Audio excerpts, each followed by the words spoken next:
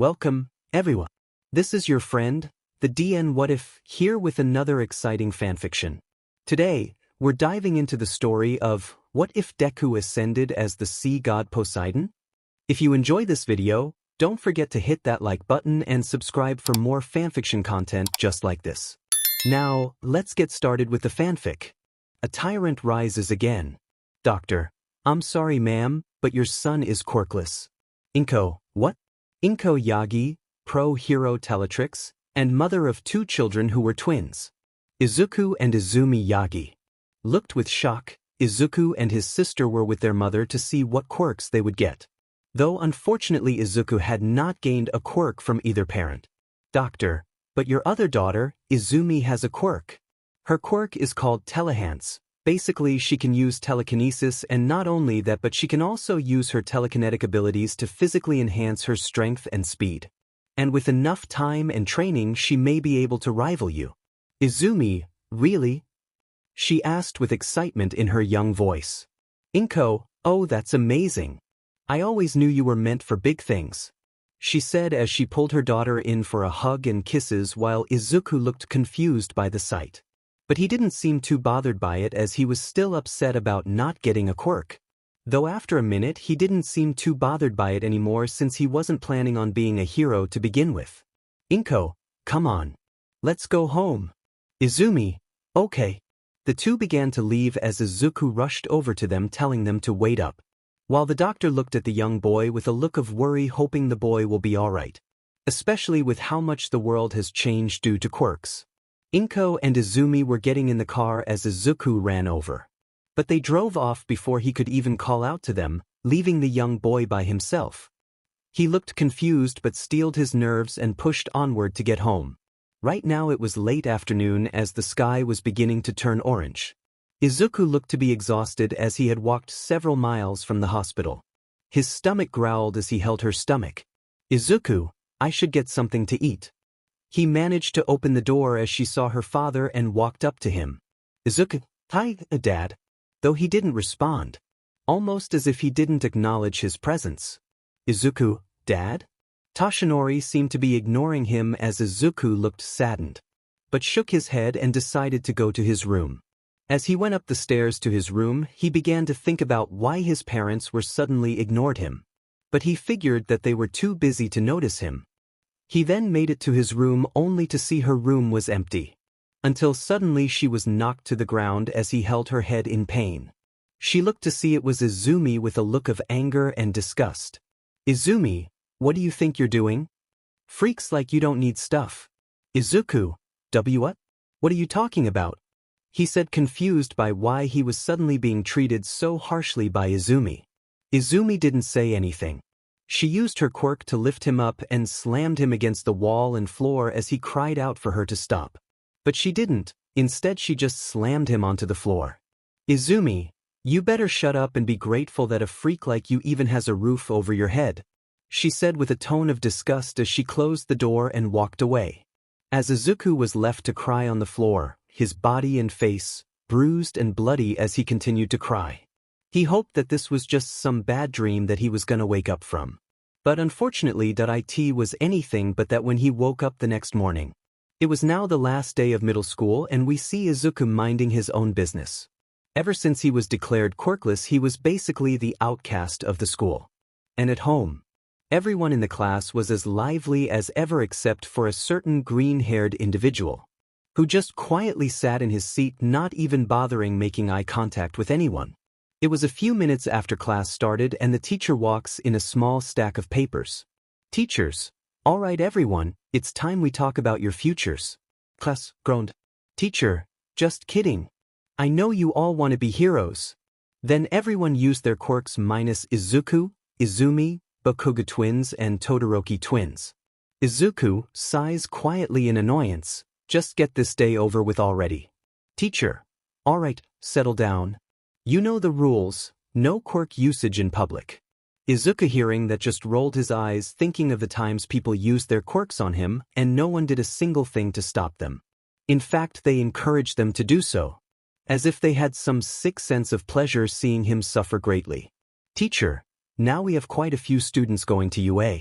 The students began talking amongst themselves. Teacher, now our first students for the hero course, the Todoroki twins. No doubt in my mind that you both will get in. They said thank you to the teacher. Teacher, next is the Bakugo twins, decent grades and good control over your quirks. I'd say you could get in no problem. Katsuki started talking arrogantly about how UA only accepts the best of the best. Then started arguing with the class. Until the teacher said, Teacher, oh, Izuku, aren't you going to UA? He said as the class looked at them only to not look at any of them. Izuku was going to respond but was cut off by the class laughing at him as Katsuki walked towards him and blew up his desk attempting to scare him. But not even a flinch came from him. He didn't even bat an eye towards him. Katsuki, why don't you just stop while you can, Deku? You don't even have a quirk, so what's the point in going to UA? Ha! Izuku, you're so annoying. He said with a hint of annoyance while looking away from him. This surprised the class, even his old friends and Izumi, 'cause not once has he ever said something like that, especially to Katsuki of all people. Bakugo, what? You think you're tough sheet just because you applied to UA? Izuku didn't respond. His own gaze completely looking away from Katsuki. Katsuki, why don't you look at me when I'm talking to you, Deku? He snarled as he pulled Izuku to his face by his collar. Izuku, because, why would I bother looking at someone who is nothing more than an annoyance and an a-hole to everyone else around him? He said in an emotionless tone with a hint of annoyance as he was still not even bothering to look at him. If the class wasn't shocked before, they certainly were now. He just basically told Katsuki off, right in his face no less. Even Izumi was shocked by this cause normally Izuku was more shy and timid, wouldn't even consider fighting back let alone talk back. Katsuki getting more set off than ever decided to strike him with a punch only for him to catch it without any struggle. This seemed to shock him a bit only to feel pressure building up in his arm. Bakugo, let go of my arm. Izuku didn't even listen to him. Instead he just kept putting pressure on his arm to the point where he was on his knees and people swore they heard the sound of bones cracking from the pressure. As he looked into his eyes he swore, he felt sheer terror and fear. No one did anything to try and stop it, even the teacher was scared to say anything cause this was the first time Izuku would do something like this. Then without a second thought, Izuku punched Katsuki to the floor. His cold dead eyes filled with nothing but hate, disdain, and disgust. He kept punching his face. Izumi, Deku, stop this now. Or else dash. Izumi ran over to stop Izuku but he charged at her and socked her in the jaw. Before he grabbed her by the hair and slammed her face against the floor. Shoto seeing Izumi in trouble immediately charged at Izuku. His fire side lighting up ready to burn him, but Izuku was too quick for him to react as he punched him in his chin. And proceeded to mount him before continuing to wail punches on Shoto. Shoto tried to defend himself from Izuku's punches but he just couldn't. Suddenly he was blasted with an explosion as he looked to see it was Katsumi and Shoka. But they froze a bit seeing his eyes. Now the others were getting up with angered looks on their faces. Izuku was suddenly pinned to the wall as he was surrounded by a green aura as Izumi looked to have an angered look on her face. Izumi, you're gonna wish you never did that, Deku. It was the end of school as Izuku was seen walking. His body and face are badly bruised and beaten. Izuku, Titich, why am I so weak? He said to himself in disdain and disgust as his fists were clenched tightly. He continued to walk, deciding to go somewhere else instead of home before he heard an explosion. He investigated it and saw it was a villain attack. He made his way through the crowd and saw it was a sludge villain who had a hostage. And that hostage was none other than Katsuki. Izuku just stood and watched. He could see the sheer fear and panic in his eyes as he was using his quirk to try and get free from the villain. Until his eyes fell onto his. His eyes filled with fear and pleading. Izuku wanted to turn around and walk away from the scene. He wanted Katsuki to learn from this or if any case suffer for what he's done to him since the day of the quirk doctor. But yet, there was a part of him that was urging him to run over and help. To save Katsuki. Until suddenly someone pushed past him and ran over to Katsuki. That person being Izumi as she tried to save him. She tried to free him with her telekinesis quirk but was failing due to the villain's grip being stronger. until suddenly he explodes as All Might stood with his fist extended. The crowd cheered loudly, but Izuku just looked at him with a sense of disdain and hate.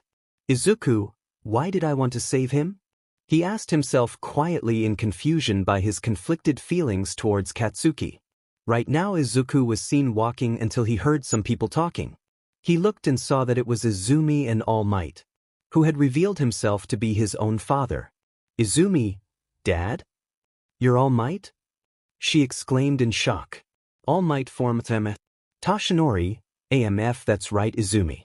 And the truth is I want you to be my successor, by passing my quirk on to you, he said before transforming back into his skinny form. Izuku, what? But that should be impossible. As if hearing his thoughts he answered. Toshinori, while it may seem impossible to do so, let me tell you the story of my quirk, one for all. And thus, he began to tell the story about OFA and AFO. How the quirk has been passed down throughout the generations and was given to him by his previous mentor who was the previous #1 hero. To finally Izumi's destiny to defeating AFO since Toshinori knew he was alive though where he doesn't know. And that OFA was slowly fading away from him and he needed to find a proper successor which he chose was Izumi. Toshinori, so young lady, will you be my successor? Izumi, I don't wait, Dad, what about Izuku? Why not give the quirk to him? Toshinori, well, he doesn't have the heart or determination of a hero. And even if I were to give him OFA his body wouldn't be able to handle it. It needs a much more physically stronger host. Izumi, oh I see. Well then I'll gladly be your successor Dad. Guess what Deku? Even our own dad doesn't see you as a hero whatsoever. This is honestly the best day ever. However unknown to both of them, Izuku was seen watching the scene with a dead, emotionless look on his face. Before he started to walk away, Izuku was now seen standing at the beach, his bruised body and dead, emotionless eyes staring at the sunset, listening to the waves crashing against the shore. Throughout his entire youth, even after being diagnosed quirkless, the beach was always the place where he felt calm, at peace with himself, like nothing else in the world mattered around him. But that tranquil feeling couldn't stop the overflow of emotions as Izuku fell to his knees and cried. But it was not tears of sadness that fell. These were tears of rage, anger, and disgust, all towards those he once called family and friends, and towards himself. Izuku, why? Damn it, why? It's always Izumi. No matter what I do, she always gets what she wants. And yet, this entire time that my own father could have given me what I wanted, what I needed, but no. Apparently, Izuku doesn't possess the heart or determination of a hero. I never even wanted to be one to begin with, he said as the tears and bottled-up rage continued to pour out of him. After a few minutes of crying, he stopped as he slowly stood up, his gaze a mix of acceptance and disgust as he stepped into the ocean, not even caring about anything going on around him as he walked into the ocean and let the waves drag him. He accepted this was his new reality. But at the same time he felt nothing but disdain and disgust towards everyone and himself. He hated himself for being so weak and pathetic. And he hated everyone else for either treating him like shit or just ignoring his pleas for some help or comfort. He curled himself into a fetal position as he began to sink into the water. Izuku, I swear, I will never feel weak ever again. All of those who think they're special for having something no one else does is sickeningly pathetic. Of course, I would be no better but I'll be worse. If I ever come back I'll be worse than they are than any villain out there.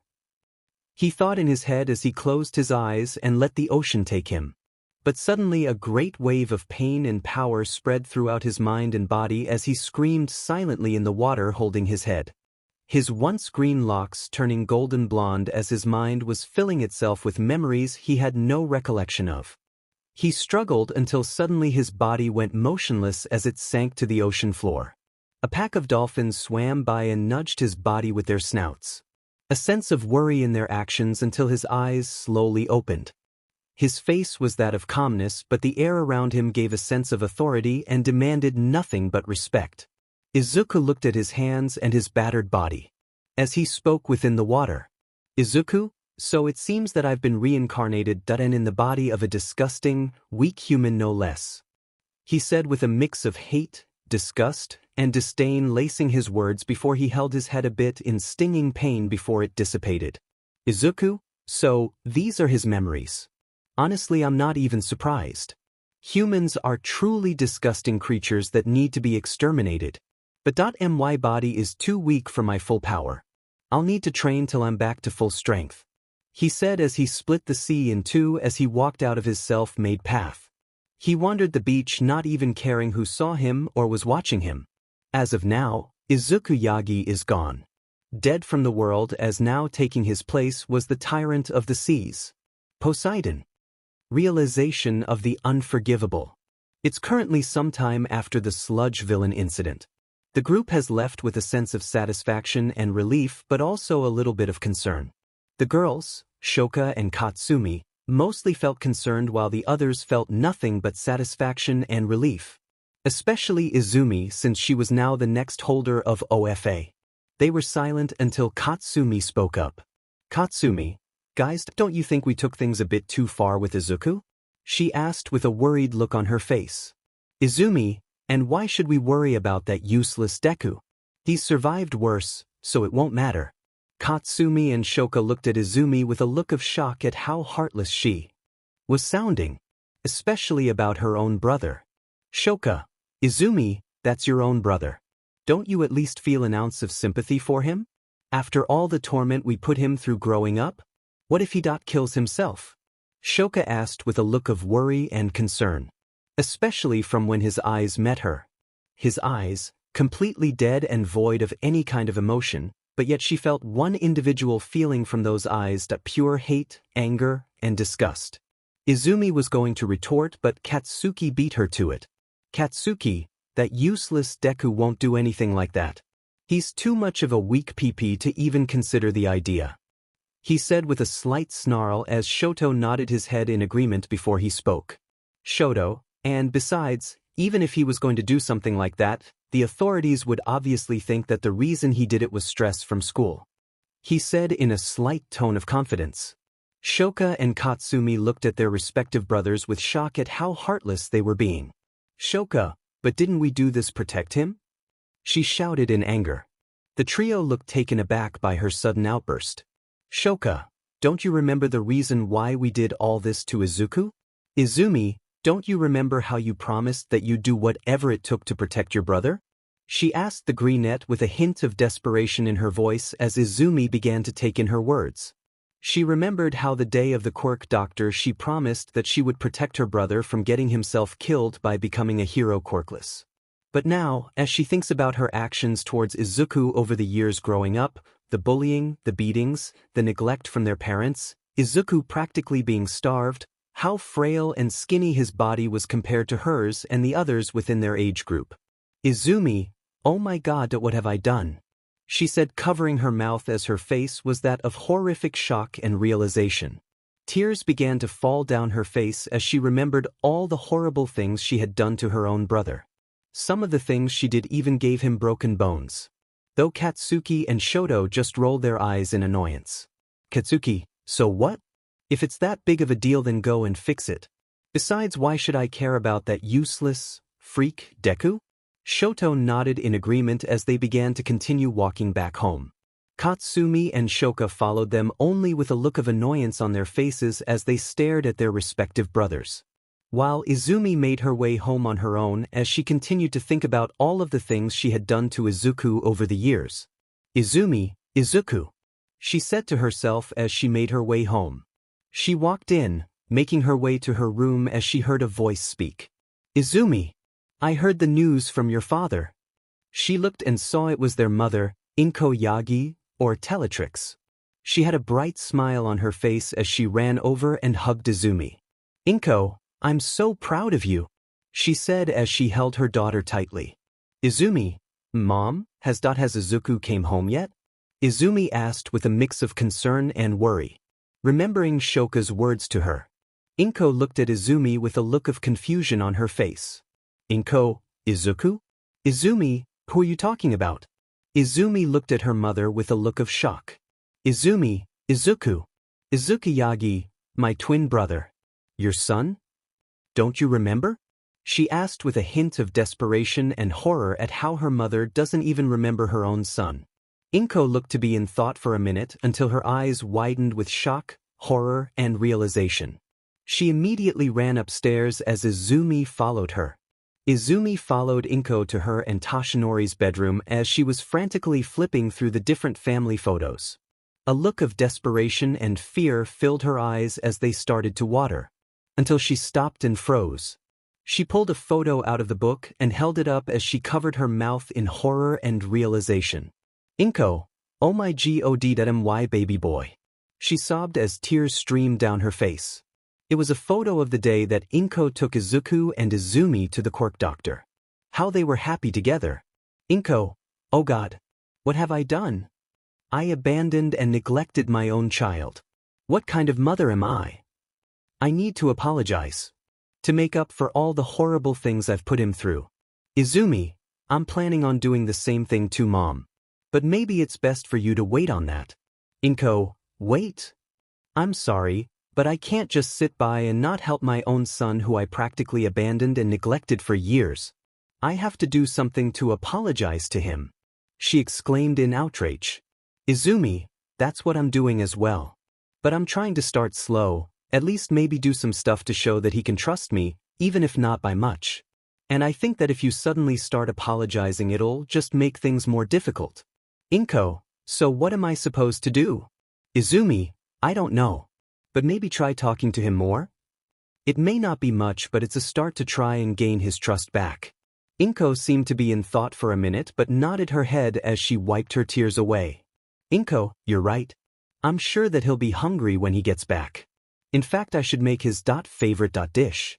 She said as she was slapped with a sudden realization harder she knew nothing about her own son. His likes, dislikes. Not even his own favorite color. Inko, I really have a long road to getting his forgiveness. Izumi, when will he be back from school? She asked her daughter with a bit of hope and a hint of worry in her voice. Izumi seemed to flinch and wince a bit as she responded.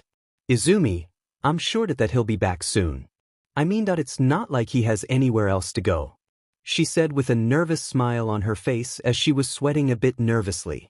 Inko seemed to catch on to her daughter's sudden nervousness, but figured that her son was more important at the moment and would question her daughter later. Inko, alright, in that case let's get started on dinner. She said with a sudden determination as Izumi nodded her head in agreement. They began to make a big dinner as Toshinori walked in and announced he was back as he saw the two cooking. Toshinori, wow, I guess this is quite a celebration for Izumi, huh? He said in a slight excited tone. Inko, actually, most of this is for Izuku. When Inko said that, Toshinori seemed to gain a look of confusion. Toshinori, Izuku? Dear, are you sure you're alright? Inko and Izumi froze stiff. Izumi forgetting that her father had also forgot that he neglected Izuku. And Inko was frozen in shock as she looked at Toshinori in shock. Inko, Toshi, don't you remember Izuku? Izumi's brother? She asked with a slight hint of desperation in her voice. Toshinori, honey, I don't know anyone by that name. And brother? Izumi is the only child we had together. He said in confusion before a loud smack rang out throughout the house. As Toshinori was seen with a large red handprint on his cheek as Inko looked to be in tears. Toshinori, Inko? Inko, how could you? Toshinori looked at her confused and a bit tense since this was the first time he's ever seen Inko like this. Toshinori, how could I what? Inko, how could you forget about our own son? Izuku Midoriya Yagi. She yelled in his face in outrage as Toshinori fell to the floor with a look of shock on his face. Toshinori, Inko I just. Inko having enough pulled out the photo of her, Izumi and Izuku. Before she shoved it into his face. Inko, look at this. This is the same young man that we've neglected for years. The young man that we claimed and promised we were going to treat with love and kindness. No matter what. Toshinori was silent as he saw the photo. And suddenly he remembers his son. Izuku. He didn't know how or why he had completely forgotten about his own son. Toshinori, oh god. He said as he started to remember Izuku. Though whenever he tried to think of him, he just couldn't remember his face. If it wasn't for the picture Inko showed him, he was honestly scared he would have never been able to remember the fact he had a son. Toshinori, is he my son? Oh god, what have I been doing? How could I have not remembered? Where is he right now? Inko, you didn't see him on your way back? Toshinori, no, at least I don't think so. Inko, you don't think Izuku could be missing, right? She said as fear and dread slowly began to make itself known in her voice. Toshinori's eyes widened with fear and horror at the mere thought of his son missing. Toshinori, how about we just wait? I'm sure that he'll be back, he said, mostly to reassure himself that his son wasn't in any immediate danger. Inko and Izumi nodded their heads, though the latter seemed to look more tense and nervous about the idea of waiting for Izuku, mostly because she was worried about something more than the idea of Izuku going missing. The family finished with dinner and waited. They waited and waited until it was almost midnight, and it was safe to say that they needed some help. Naomosa, so let me get this straight? You're telling us that your son is missing? And you all have no idea where he was last seen or heard? Toshinori, that's right.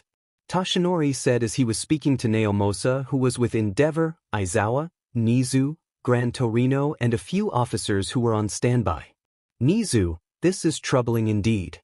Aizawa, and you're positive none of you know nothing about where he could have gone? Or what happened to him? Inko and Toshinori shook their heads in response. Izumi shook her head as well as verbally responded. Though Nizu, Aizawa and Naomosa could tell there was something more than what she was saying to them. Aizawa being an underground hero, and was well skilled when it came to telling when someone was lying to him or when something was off. Naomosa being not just a well-versed detective but also was informed by his quirk that Izumi was partially lying. And Nizu was mostly because of his animalistic instincts and high IQ was telling him that something was off with the young girl. Aizawa, do you mind if we see his room? See if there are any clues that could give us some idea? Izumi's body seemed to tense a bit when he mentioned seeing Izuku's room. Seeing her body's reaction, Aizawa knew that whatever happened to Izuku clearly meant that Izumi knew more than what she was saying to them. Inko, of course. She responded as she guided them to the male twins' room. The group made it to the door as Nizu's nose immediately was hit with a smell he was all too familiar with. Blood. They opened the door and saw it looked to be a barren mess of sorts. The wallpaper had yellow stains and looked to be peeling off. Mold and mildew looked to be in the corners. As the farthest corner had a bin that was filled with old, used bandages and dry blood-stained pieces of clothing. The group was immediately hit with the stench of the room as Naomosa couldn't help but GG a bit at the smell. Aizawa didn't GG but had covered his nose with his scarf as Nizu seemed to be using a cloth to cover his nose. Inko and Toshinori were frozen in shock at the state of his room. They had thought they merely neglected their son, and expected his room to be bare and messy, but this room looked like something out a horror flick. Endeavor, what the hell happened in here? Gran Torino, Toshinori, that you better explain this right now. He growled at him as he was tempted to give him a slight thrashing for being an idiot of a father before.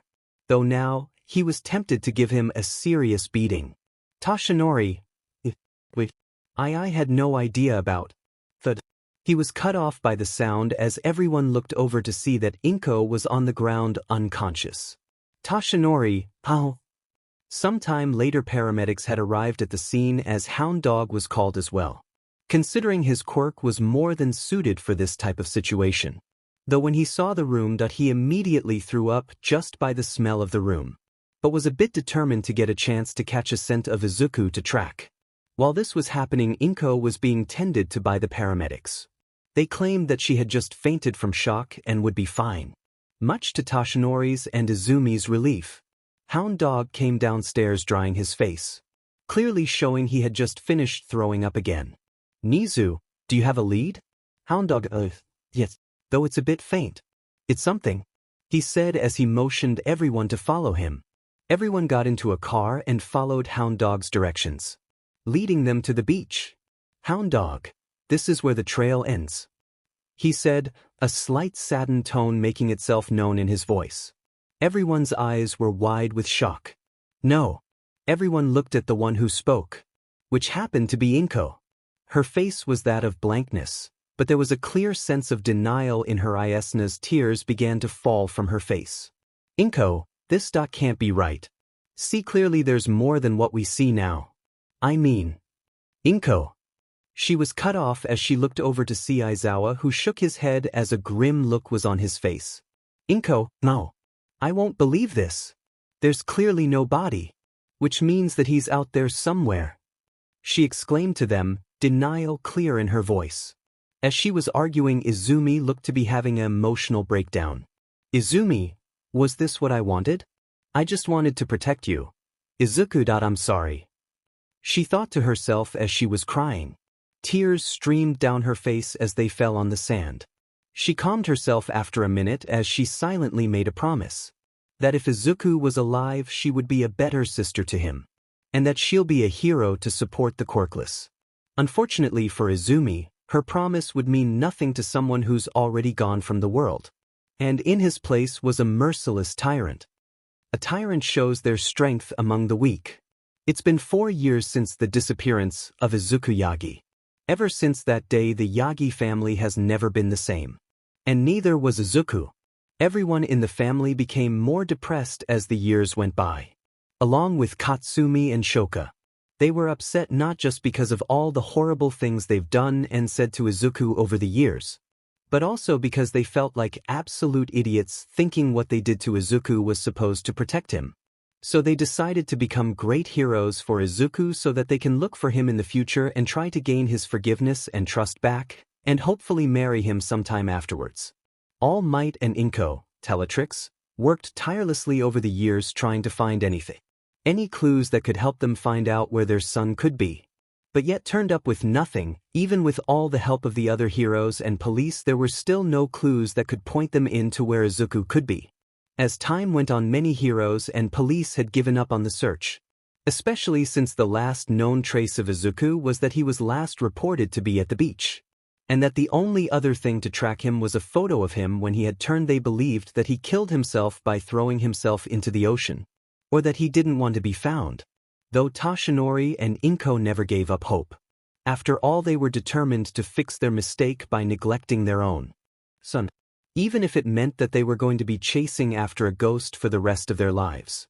Katsuki and Shoto never really changed that much throughout the years. Though, as time went by, deep down Shoto did feel a bit bad seeing his sister upset and depressed, and decided to try and help out as much as he could.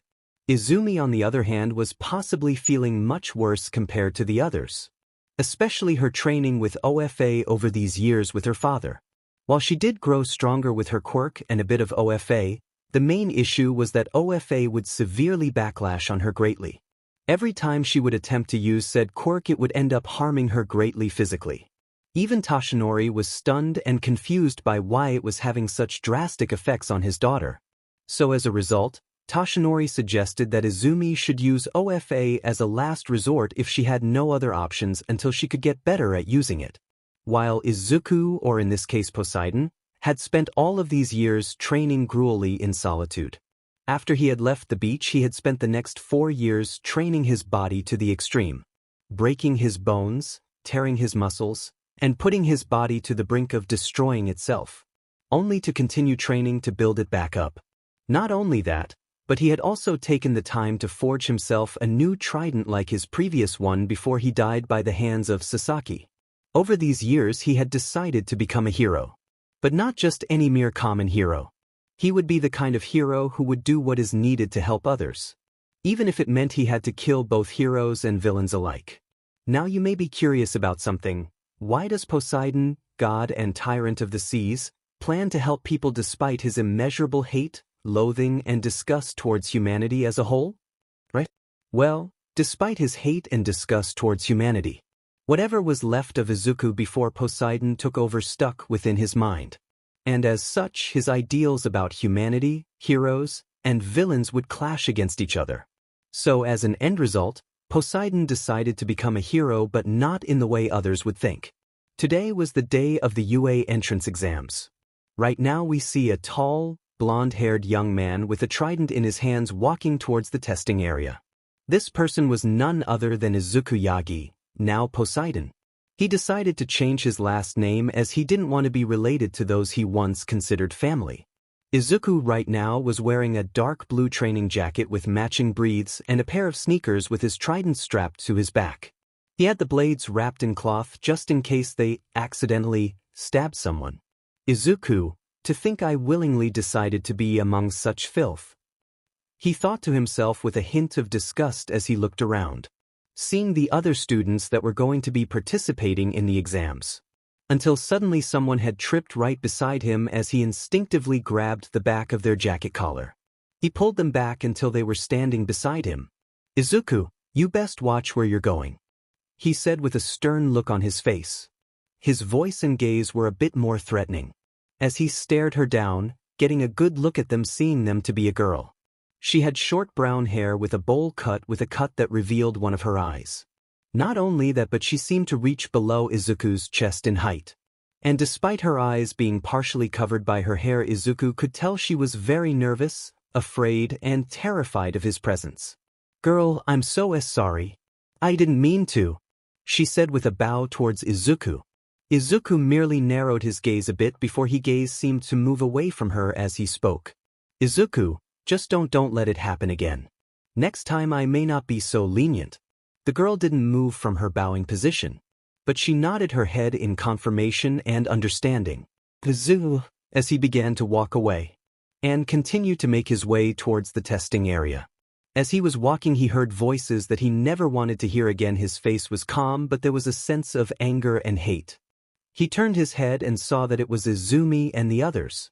He could tell that they were a bit stronger than last time he saw them, but they were far from reaching his level of strength, while he wanted nothing more than to skewer them with his trident. He calmed himself as he turned his head and continued to walk away, ignoring Izumi's suspicious gaze towards him. "Izumi? Are you okay?" Izumi was pulled from her thoughts as she saw it was Katsumi, who looked at her with a slight look of confusion. "Izumi, sorry. It's just that guy there. He looked almost familiar." Katsumi looked at the guy she was talking about and felt a sense of familiarity as well. But she couldn't figure out what it was that made her feel so familiar with that guy. Though her thoughts were cut off by Katsuki speaking. "Katsuki, so what? He's just some weak stepping stone for me. The next #1 hero. Shoto, I think your mother hit your head too hard. 'Cause it will be me who will be the next #1 hero." The two went back and forth as the girls looked at them with blank stares. As despite the years, Katsuki and Shoto were the only ones who hardly seemed to change. "Shoka, can we please just focus on the exams?" The two decided to stop arguing for now, and began to make their way to the examination room. Izuku was seen in the exam room he was supposed to be in. He took his seat and placed his trident beside him and waited for the instructor to show themselves. And once again, not even batting an eye towards anyone, though, until his gaze seemed to fall onto the girl he met outside. She seemed to be a few seats away from him, as she seemed to be waiting as well. Though when she looked in his direction, their eyes seemed to lock onto each other. Despite only seeing one of her eyes, Izuku could feel something in his stomach. His heartbeat seemed to increase, but he knew it wasn't something bad. No, if anything, the feeling felt oddly good. "Hello everyone. Ria Addy?" A loud, annoying voice brought Izuku out of his trance-like state as he looked away from the girl. And instead of paying attention to the instructor, he began to think to himself. "Izuku, what was that feeling? And why did it feel good?" He thought to himself as he was confused by this odd feeling. Even before his death and reincarnation, he's never felt something like this before. And it left him a bit annoyed and confused about not knowing what this feeling was, but decided to ignore it for now and focus on the exam as the instructor, who introduced himself as Present Mike, explained that the exam was going to be in 2 parts.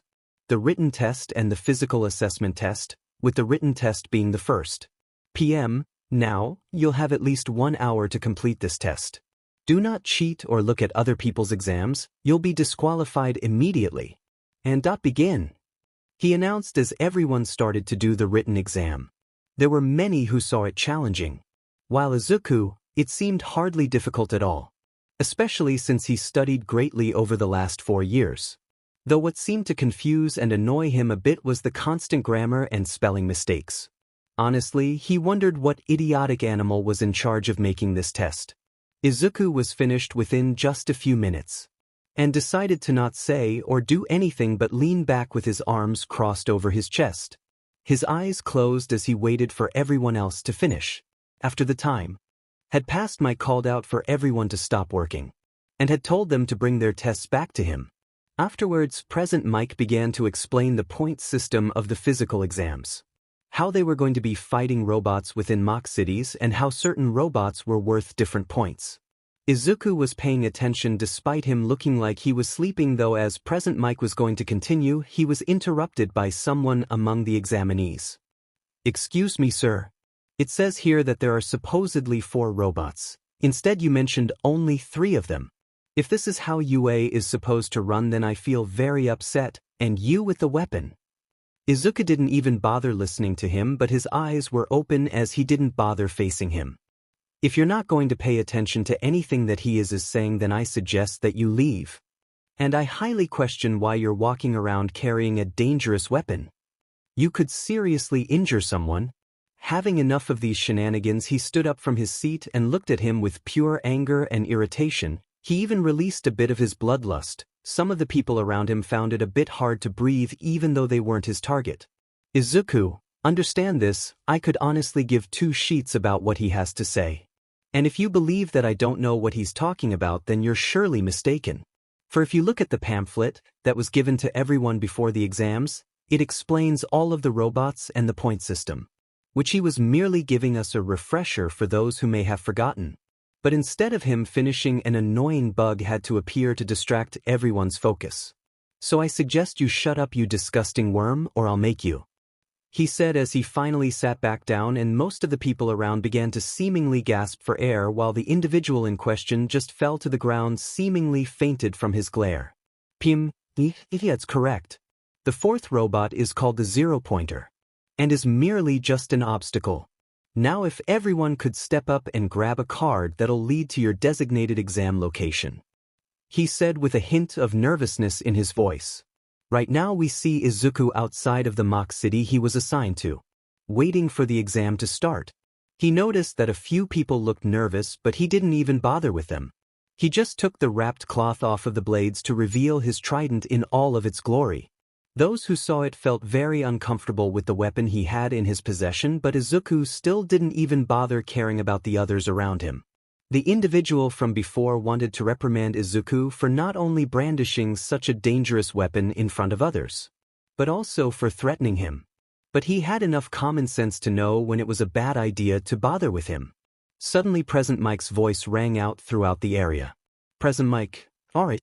The practical exam will begin in 5.4. Izuku noticed the gates open a bit and rushed in, causing a few people to fly back a bit. People began to complain that Izuku was cheating. Others demanded him to be expelled from sending them flying back from him charging in, though the response they got was not something they were expecting. "Present Mike, what are you all waiting for? There ain't no countdown in a real battle. Everyone who was now behind Izuku began to rush into the city with a sense of urgency. While Izuku was just casually getting points, very disappointed that this was easier than even he expected, especially since he was expecting these robots to be a bit challenging. "Izuku, these things aren't even that difficult to deal with. Hell, no doubt Zeus or Shiva would find a way to turn something like this into a game." He spoke with a hint of disappointment and boredom in his voice as he continued to destroy every robot on site. In the observation room we see many heroes watching the exam. 2 of said people were none other than All Might, Toshinori, and Teletrix, Inko. "Vlad King, well, it seems that we have quite the batch of students this year. Anyone catching your interest, Aizawa?" "Aizawa, I wouldn't really say they're that decent. If anything, they need more DSPN, will I guess accept her," he said as he motioned the screens showing the Bakugo and Todoroki twins using their quirks. And then Izumi using her Telehance quirk, though shows much better control compared to the twins. "Aizawa, As for someone catching my interest. Yeah, that blonde with the trident. What's his name? He said as he motioned everyone to the screen of Izuku sitting on the ledge of a building as he looked down at everyone else struggling to find any robots. Midnight, shouldn't he be down there getting some points like the others? Why is he just sitting there? She asked, confused by his actions. Present Mike, I'm more concerned about the trident in his hands. He said pointing at the weapon. 13. Maybe it has something to do with his quirk? She suggested. Toshinori and Inko didn't say anything as they stared at the screen Izuku was on. As they seemed to feel a sense of familiarity as they looked at him. Nizu decided to pull up some information about him as he read it out loud. Nizu, let's see, Izuku, Poseidon? That's strange that his last name is that of the Greek god of the seas. He said to himself quietly until he jumped slightly as a pair of hands slammed against the console beside him. He looked to see it was the look of worry and hope of Inko. Inko, Nizu, did you say Izuku? She asked as her eyes began to water. Nizu, it's a possibility. The Chimera said as he looked at the screen only to see Izuku holding the trident. Despite him being on screen, Nizu could feel a sense of authority around him. Like his very presence demanded nothing but respect, gave off a sense of pride and strength. Toshinori, AMF Nizu, could you call him here please? Nizu, we'll call him up here after the exams. Inko, what are his points at? Nizu, the Chimera looked as his body suddenly froze stiff.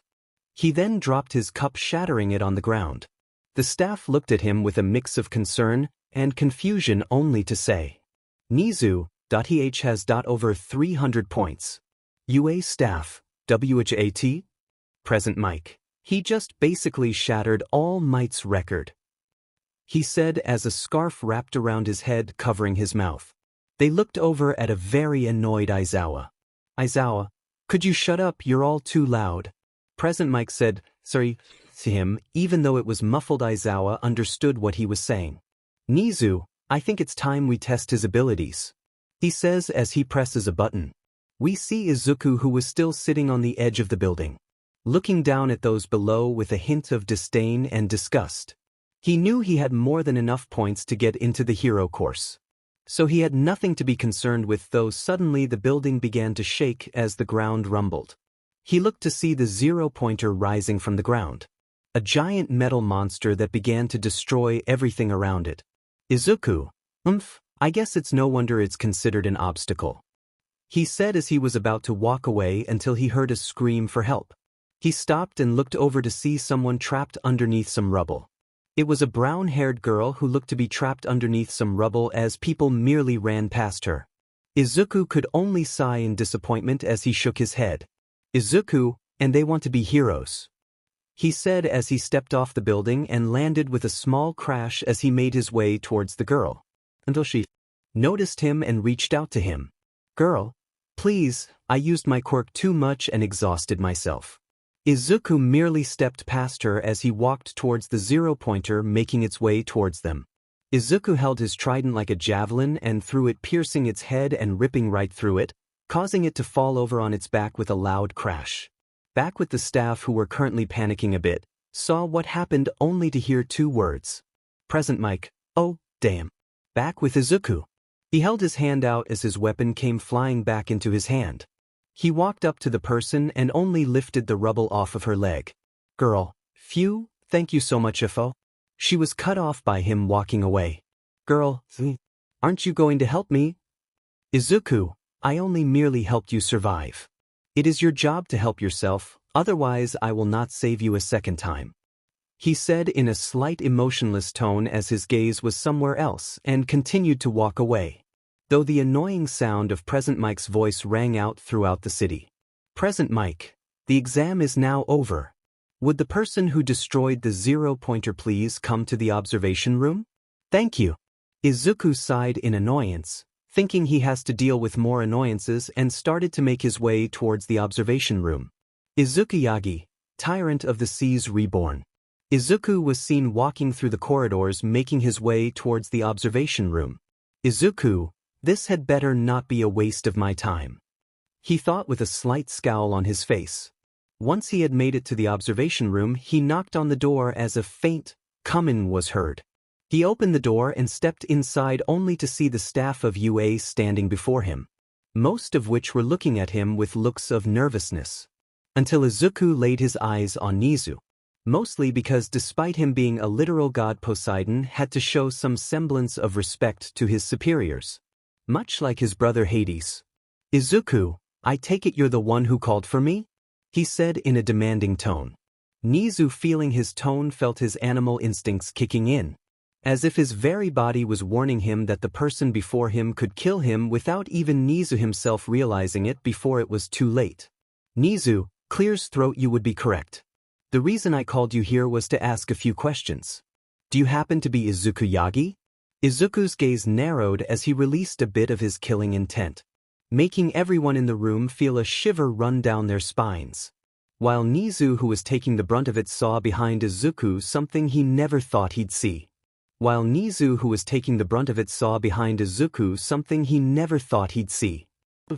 This image does not follow our content guidelines.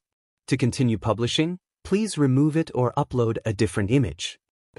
"Izuku, it's best not to call me by that repulsive name, before I take your tongue and end your life, vermin," he said in a deep, threatening tone. Some of the people who were still trying not to pass out from his killing intent were flat out shocked that the one person who wanted to be a hero basically just threatened the principal. "Nizu, then how would you like to be addressed?" he said, trying to act calm and ignore the threat. "Izuku," annoyed sigh, "just Izuku Poseidon. Is there any other reason why I'm here, or are you just here to waste more of my time?" he said, calming his killing intent. Nizu, seeing he was calming down a bit, was going to speak but was stopped as Inko spoke up. "Inko, Izuku," she said, with tears began to fill her eyes as she almost didn't recognize him at first. But when she saw his eye, she knew immediately that it was her son. "Inko, my baby boy." She started walking towards him only to feel so much killing intent aimed directly at her. She practically fell to the floor on her hands and knees, about to pass out from the pressure. Everyone else was affected by it only to have trouble standing or have found themselves on their knees, finding it near impossible to stand up, let alone breath.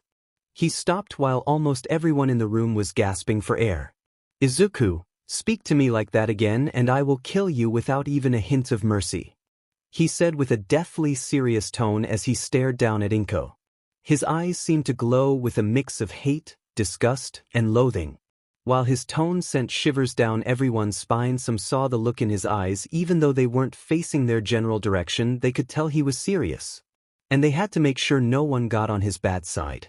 "Tashinori, AMF Izuku," he said through slightly gritted teeth as he found it nearly impossible to stand up. "Izuku, I don't think I remember saying you can call me by my name now, do I? And besides, I am not your anymore. He died when you claimed he didn't possess the heart or determination to be a hero." Even though his gaze wasn't even in Tashinori's general direction, he knew that those words were clearly hitting their mark. And all Tashinori could do was looking down and clench his fists in shame and disappointment. "Tashinori, AMF, where did I go wrong?" "Inko, please, Izuku." "I'm sorry." Izuku merely brandished his trident and was preparing to strike her down. The others, seeing this, were now in panic mode. And since no one could be able to get up, let alone move to stop him. Now, why not we don't do that, please?" Izuku stopped as his gaze narrowed. He looked towards the principal. Despite his calm demeanor, Izuku could easily tell that the chimera was scared, no, terrified of him. "Izuku, and you think you have the power to order me?" Nizu merely held his hands, or paws up in a defensive manner.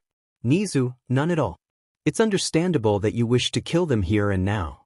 And I don't doubt that you can easily kill everyone in this very room and without even suffering any sort of consequence. But I don't think it would be good for you to waste your time and energy just to kill someone, especially a hero, who poses no threat to you whatsoever." Izuku knew exactly what Nizu was doing. And while he himself wouldn't admit it out loud, the chimera wasn't wrong. He could kill every single person within this very room without difficulty. And though he did want to kill Inko right at this moment, he figured that it would be a waste of his time and energy to just simply kill her. And so he stopped releasing his killing intent and strapped his trident on his back. His gaze facing somewhere else as he crossed his arms over his chest. Izuku, very well. Consider yourself lucky that though know that there won't be a next time. He said in a stern tone as he started to make his way to the door. At least not before he looked over at Nizu. Izuku, unless you have other things to say, I suggest you say them now. Nizu, well, just so you know, you're in class 1A. And not only that, you'll be the class representative for said class. Izuku didn't say anything in response. He just nodded his head and walked out. As everyone let out gasps of air, trying to get some air back in their lungs. Especially Nizu, since he looked to be sweating bullets. Nizu, sorry for throwing this on you of all people. Aizawa. Aizawa, sigh, it's fine, I wanted him in my class anyway. Present Mike, so we're just going to ignore the fact that he just basically threatened Nizu. And nearly killed Teletrix? He said in a slightly scared tone, as he didn't want to imagine being in a class with Izuku. Especially if he was going to be making death threats he will actually carry out at him. Inko was crying on the floor. The innocent young boy she searched for 4 years was gone. And in his place a cold, stern, heartless monster of a man who isn't even afraid to kill his own mother without a second thought. We now skip to the first day of UA. We see Izuku currently walking through the halls of UA University. Izuku was seen wearing partially the school uniform. He wore the white button-up, his sleeves rolled up past his elbows, his tie was nearly tied, as he also wore gray dress breathes and dress shoes. He wandered the halls a bit, getting a good look around the inside as he finally made it to his class. Class 1A. Though the giant door, which he was almost half of its height, made him scowl a bit, as he had an idea of why there was a giant door such as the one in front of him. He opened the smaller door beside it as he was met with the arguing of people he was already tempted to kill immediately. Katsuki and the individual from the exams were arguing with each other. Specifically about how Katsuki wasn't allowed to put his feet on the school desk while the others could only watch with a look of annoyance at Katsuki's pride constantly getting to him. Izumi, who saw the door open, looked over to see and immediately recognized it was Izuku, since her parents told her about what had happened after the exams. And while she wanted to be angry at Izuku for attempting to kill their mother, she couldn't help but feel like he had every right to do so. To her and the others especially. Izumi, Izuku, she called out as the others looked over, and Katsuki and the individual stopped there as arguing as they both looked at him, while his eyes were facing somewhere else. Ignoring her, Izuku just went to a seat and took his spot. As he brought out a book from his bag and began to read quietly, ignoring the rest of the class. The individual from the entrance exams zoomed over to him. Lida, hello there. My name is Tenya Lida. I would like to formally apologize for my rudeness during the exams. I hope that we get along well in the future as classmates. He said in a loud voice as he bowed at a straight 90 degrees angle. Though Izuku just merely let out a short in response as he continued to read. Lida, seeing that Izuku wanted to be alone, zoomed away as to not bother him any further, since he saw what he was capable of at the exams. And while he himself can be stubborn at times, he knew when it was best to let someone be when they wanted to be left alone. Though Katsuki, on the other hand. Katsuki, where the hell have you been, Deku? You suddenly disappear and show up all high and mighty. You think you're better than me? He shouted in his face. Izuku said nothing as he turned the page of his book, completely ignoring Katsuki's presence entirely. Though this action seemed to piss him off even more as he was starting to use his quirk, making small explosions within his palm as he gritted his teeth and glared at him. Katsuki, answer me when I'm talking to you, Deku. Izuku still wasn't responding to Katsuki, not even batting a mere glance in his direction as he had a calm face. But those who looked closely could see there was a slight hint of annoyance in his eyes. Aizawa, who was hiding and seeing the situation, sighed, knowing that something bad was going to happen. He was about to step out of his hiding spot to defuse the situation before it got worse. Especially since he knew that Izuku knew where he was hiding. He didn't know how, but he could easily feel it in his gut, and that was a feeling that never failed him. Especially when he was on a mission. Though that is until a certain brown-haired girl walked in. Brown hair, Hey, you're the guy who destroyed the zero-pointer. The class looked to where she was pointing only to see that she was in fact pointing at Izuku, who was still reading his book, not even paying any mind to them. Lita, I understand that you wish to be left alone. But it's very rude not to respond to people, he said, chopping the air. Still completely ignoring them, Izuku was starting to get annoyed by them, and began to contemplate killing them, though a voice rang out stopping his train of thought about killing his classmates. It's best not to get on his bad side. The class, except Izuku, looked over to see Aizawa. Aizawa, the last thing this school needs is a couple of dead students. And trust me, he will kill you if you annoy him enough, he said in a calm but deathly serious tone, frightening the students a bit, except for Katsuki and Shoto, who thought that Izuku was just trying to act tough, while the rest of the class silently unanimously agreed to stay on his good side no matter what. Though little did they know, of course, it was basically impossible to do so, especially since they were already on his bad side. Aizawa, anyways, I'm Shota Aizawa, I'll be your homeroom teacher for the next 3 years. He introduced himself as he put a box on the table and held out some clothes. Aizawa, grab your size and head to the training ground. Brown hair, but sir, Aizawa, if I even hear the first letter of the word orientation come out of your mouth, then I'll expel you faster than All Might can say, plus ultra, he said in a slight bored tone as he left, leaving the class with looks of confusion by how their homeroom teacher was acting towards them. While Izuku, not even bothering to waste anyone's time, got one his size and made his way to change. The rest of the class followed slowly.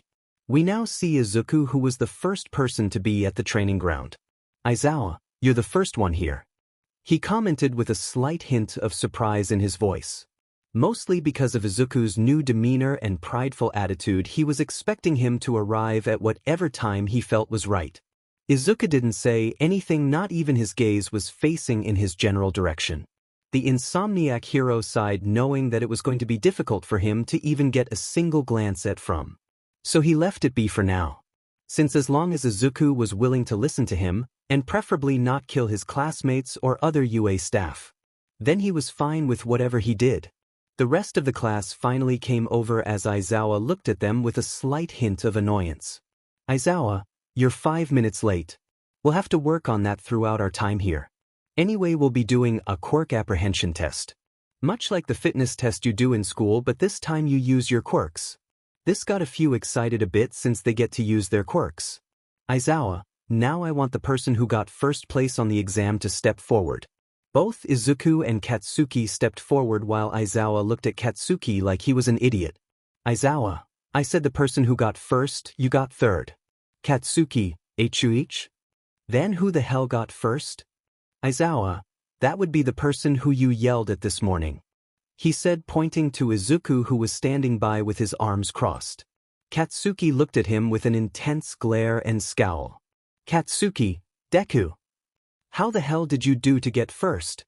Izuku completely ignored him and didn't even bother responding to him as he just walked towards Aizawa and stepped into the circle. Katsuki, in a fit of rage, charged at him, readying his quirk. Katsuki, stop ignoring me, Deku, he shouted as he was about to use his quirk, but was suddenly stopped, as he found himself wrapped in Aizawa's scarf and struggled to get out of it while also finding it impossible to use his quirk. Aizawa, that's enough out of you. Now stop or I'll be expelling someone much sooner than I anticipated. Katsuki reluctantly stopped and walked back to his spot while growling at Izuku. As Izuku was in the circle, he reeled his arm back only for the class to become shocked at what they were witnessing, that the very muscles in his throwing arm bulged, largely increasing their size. He then threw it, causing a large crater to form underneath him and blowing a few people back due to the pressure of the throw. After a minute the results showed, and both the class and Aizawa were shocked by this.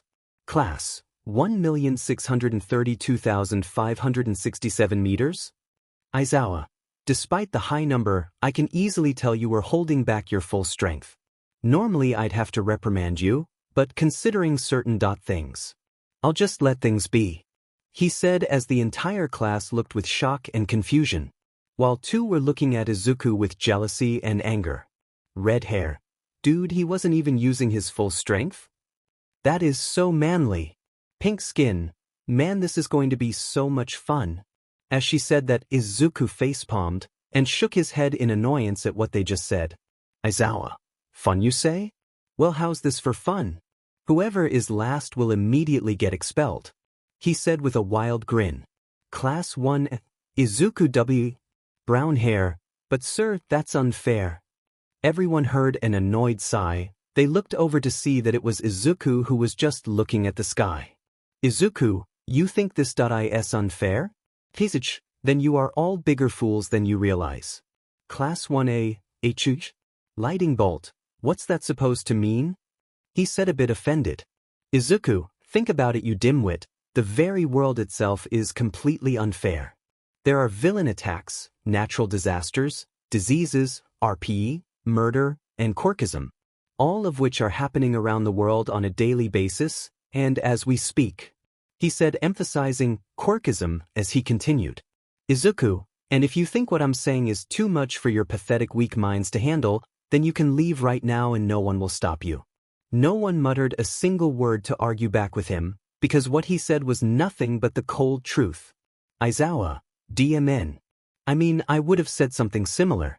But he really gave them a reality check. When I would have been a bit more gentle with the approach. He's right, each and every day there's always something terrible, unpredictable, and unfair happening outside these very walls. And right now, it's me and the staff's job here at UA to make sure that you're ready to handle whatever unfairness is out there. Anyway, welcome to the UA Hero course. We'll just skip the exams and get on with the results. Izuku Poseidon. Izumi Yagi. Shoka Todoroki. Shoto Todoroki. Katsumi Bakugu. Katsuki Bakugu. Mineta Minuro. The one named Mineta was bawling on the ground crying. Aizawa, oh yeah, that whole expulsion thing was just a lie. Class 1A, -2 HE. Black-haired girl, I thought you all knew that it was a lie. Maybe I should have said something?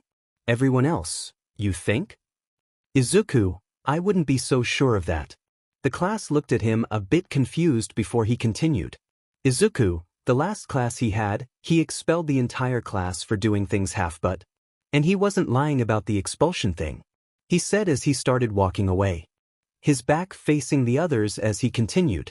Izuku, he was being serious and merely wanted for everyone to give it their all. Otherwise he would rather not teach the next generation of heroes than teach a class who would rather half-butt their way to being a hero. He said as he walked away from a stunned and shocked Class 1A. While Aizawa couldn't help but smile wildly under his scarf. As Izuku was completely right about his intentions. Not only that, but he was actually starting to like Izuku more and more already. Despite his demeanor and attitude towards everyone around him, though something told him he was on Izuku's tolerable list. While that was going on, we see two failures of parents who have been watching the whole test from the beginning to now. Inko, he's gotten so much stronger, she said with a look of longing and regret in her voice. Tashinori, yeah.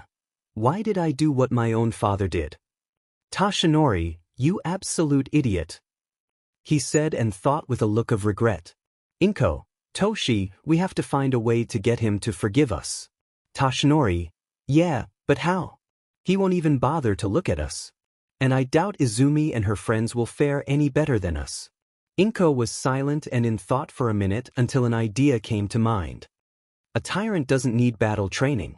It was another day at UA and Class 1A was as lively as could be if it wasn't for the fact that there was both a bored and slightly annoyed reincarnated god in the classroom.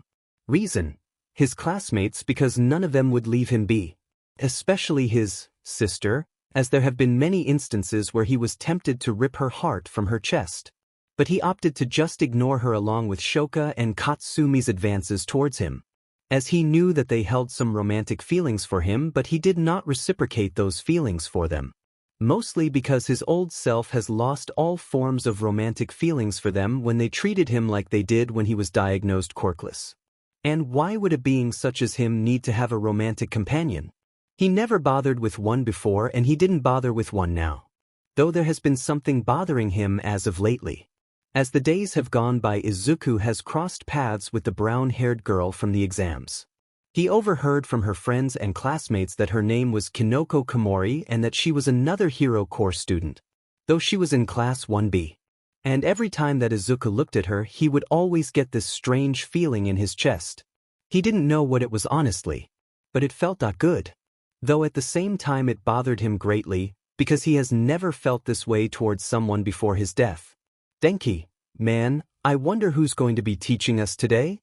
Mina, maybe it's one of the other teachers or staff members. The pink-skinned girl suggested. Azui, most likely, but we can't exactly say who.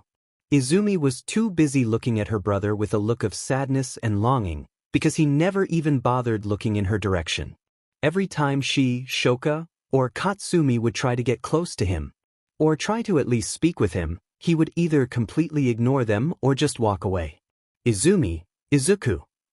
Izuku was currently in his own thoughts until he could hear the sound of loud thumping making its way towards the classroom. And with Izuku apparently being the only one to hear it, only thought one thing. Izuku, deep sigh, you've got to be kidding me. Tashinori, if I am here. Coming through the door like a hero. Izuku, describe how exactly that's supposed to be heroic. He thought while rolling his eyes.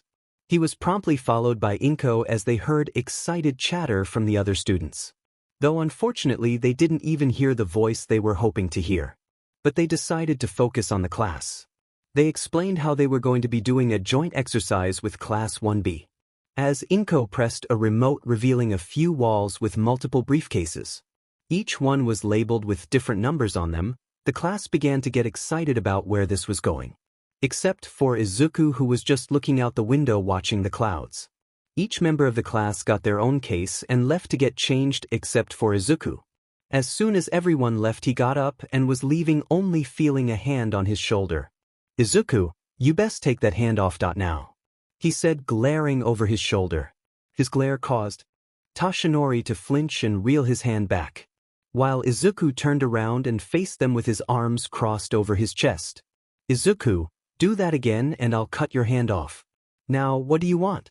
He said, his gaze facing the floor. Inko, Izuku, we noticed that you didn't fill out a form for your hero costume, and so I went through some old designs and thought. Izuku, stop. He said, stopping her from talking as he continued. Izuku, if you think I'll wear something as ridiculous as whatever is in there, then you're a bigger idiot than I first thought. I won't wear something that's made by you, or if it resembles him. And lastly, I want nothing to do with either of you. Bother me again and you won't like the consequences of where it will lead to. He said with a serious tone, every word being heavily laced with venom. He walked away, leaving the two idiotic parents as Inko was about to crumble from her emotions due to Izuku's harsh response. Though she felt her hand to be held by Tashinori's as a way to make her feel better. Luckily it did. Though it didn't help that Inko felt her heart break at the tone Izuku spoke to her in. Inko, I was hoping that it would work. Tashinori, AMF, don't worry Inko. Maybe with some time he'll come around. He offered to her in a reassuring tone. Inko was silent as she held the case that held the hero costume that she found among some old designs of when she was in UA. She even modified it to something he would like or appreciate. She took a deep breath and spoke. Inko, you're right Toshi, maybe we should give him some time. She said as they begin to make their way towards the training area. Right now we see the rest of Class 1A and 1B in their own respective hero costumes. Tashinori, AMF looking mighty heroic everyone. He said with a proud smile and thumbs up until he noticed something. Someone was missing. Tashinori, AMF, has anyone seen young Izuku? I thought I told you to keep my name out of that mouth of yours? Everyone looked to see Izuku in his hero costume, and safe to say every girl and woman who was or would be present there was a blushing mess. With Komori, Katsumi, and Shoka blushing the hardest. Mina/Setsuna, holy muscles. This image does not follow our content guidelines. To continue publishing, please remove it or upload a different image. Mina/Setsuna, holy muscles. Almost all the girls got a massive nosebleed while a couple fainted while steam rose from their faces. Komori and a few other 1B girls were already on the ground fainted. The guys on the other hand though, some were jealous of all the attention he was getting from the girls, some were jealous of the body he has, Mineta. Others were basically neutral, meaning they didn't really care, which were a select few. While Katsuki and Shoto were jealous of the amount of attention he was getting. After a while of the girls getting themselves together, All Might and Teletrix, Inko, explained the training exercise. And how they were going to decide the teams by drawing lots. Lita raised his hand and spoke out. Lita, excuse me, but why should the teams be decided by lots? Shouldn't it be easier to get paired with those we know more about? Toshinori was about to explain the reason, but Izuku beat him to it. Izuku, as heroes there will be times where we will have to work together with different heroes. Both experienced and less experienced on the field. And if their quirk is best suited or not is something many of us will have to work around.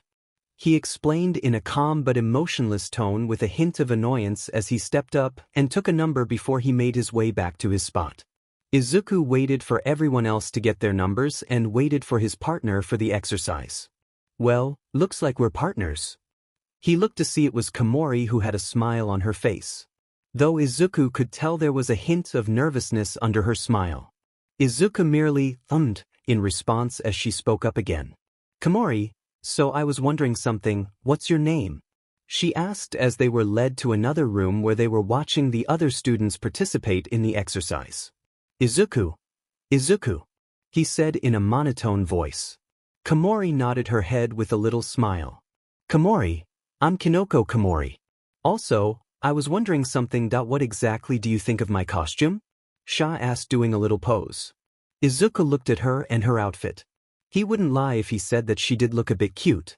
In his opinion at least. Komori, I know it's not as flashy as others. She said, motioning Ayama, who was posing dramatically in his costume. Izuku, you look very nice, Komori. He said in a brief but monotone voice. Komori, oh, thanks. She said as she hugged him. This seemed to catch him off guard, but then he slowly returned the hug though with one arm. While trying to fight off a small blush while he was confused by his own actions and feelings. Izuku, what is wrong with me? He thought to himself, completely confused about his actions and feelings. Meanwhile, the girls, Katsumi and Shoka, looked at Komori in extreme jealousy. It wasn't just the fact that he wouldn't take the time to even look at them, but yet she comes in and takes their man. Shoka showing her jealousy as the right side of her body began to start steaming as she glared at Komori. Katsumi gritted her teeth and glared at the girl as small pops of explosions were crackling from her palm. While Komori was very surprised and started to blush a lot due to how close her body was to his. She was mostly surprised by the hug because, while she just met him, she could tell that he was a very stern and serious individual. But she guessed that even someone like him had a soft side. They let go and waited until it was their turn, while watching the other students participate in the exercise. Finally it got to their turn, as apparently they were going to face off against Bakugo and Kirishima. They were currently standing outside of the building waiting for their turn to begin. Izuku, Komori. Komori? Yeah? Izuku, be very careful. I'll deal with Bakugo. Komori? Oh, okay then. Guess I'll look for the bomb then. Izuku looked at Komori as he nodded his head in silent agreement. Komori and Izuku. Izuku, Komori. Gold luck. She said with a slight look of determination. Izuku, a being such as me doesn't need luck. He said in a slight arrogant tone. Toshinori, AMF heroes may enter. He said through the intercom. After he said, they began to walk into the building. They made it to the second floor of the building as they were making their way down the hall. Until suddenly Izuku grabbed Komori and leaped backwards, avoiding an explosion, which revealed to be Katsuki, who looked like was making sparks with his grinding teeth. Izuku set Komori down and signaled her to get the bomb, to which she understood and left the two with each other.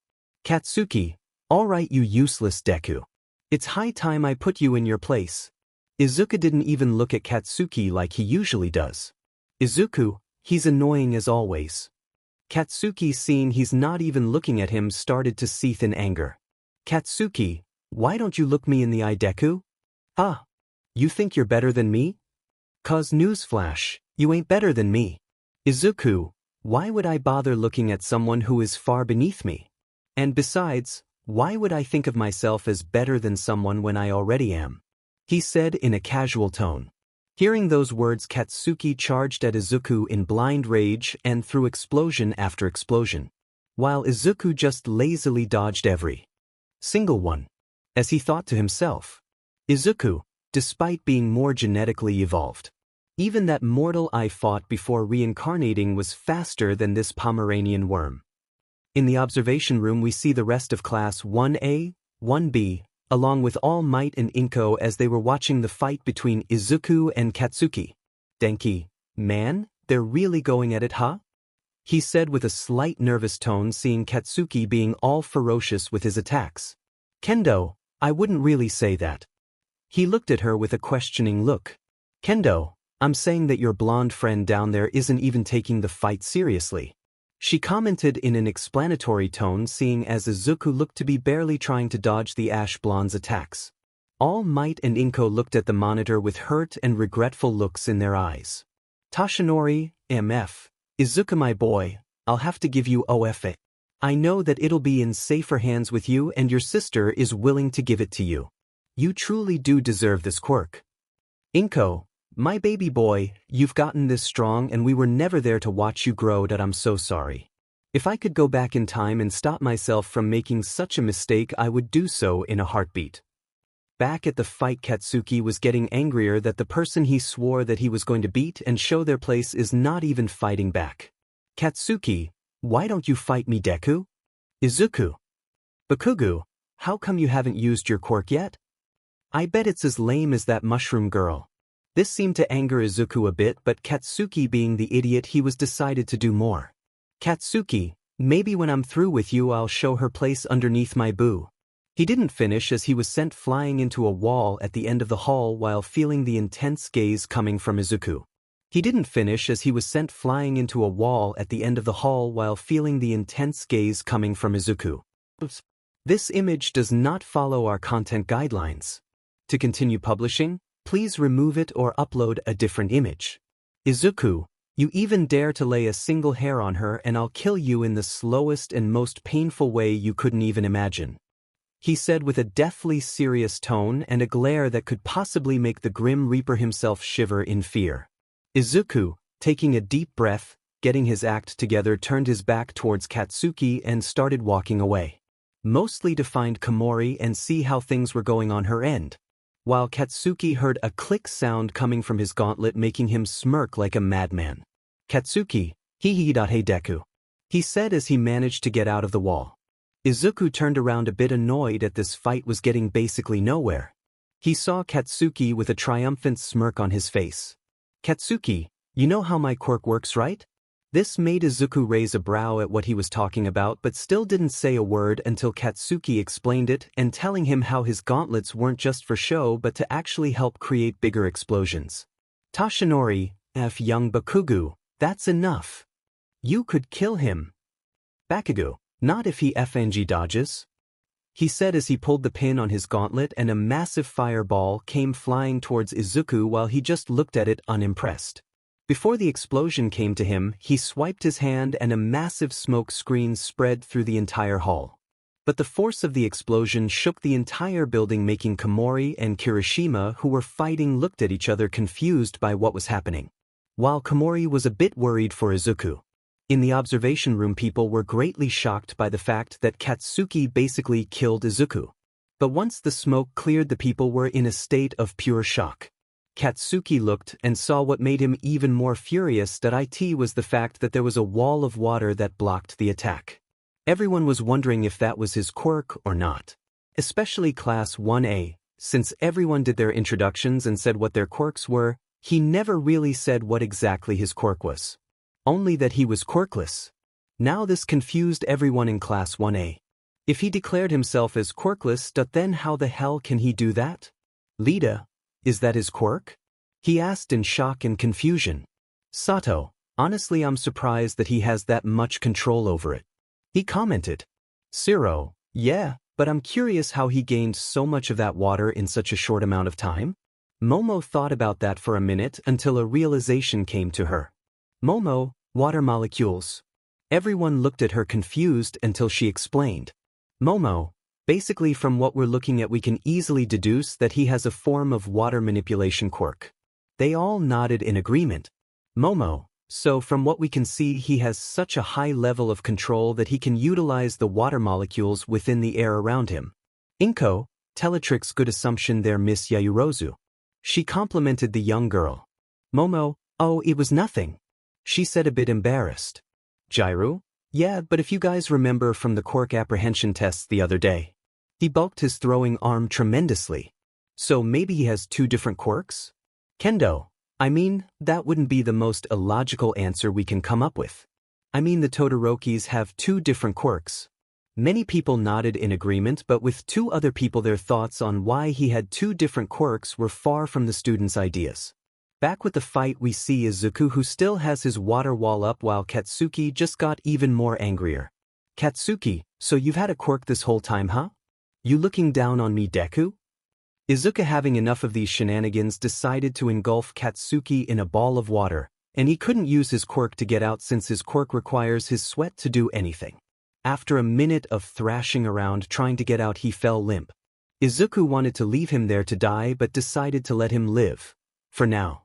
He broke the water ball as Katsuki fell to the ground unconscious and wet. After that he went to find Komori to see if she needed any assistance with Kirishima, only to see her standing over an unconscious Kirishima breathing heavily. They touched the bomb together and were announced the winners.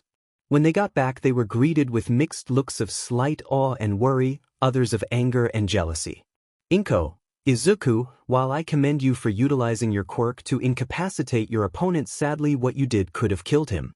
She scolded him as Izuku just ignored her and gave her a cold look of hatred, loathing and disgust.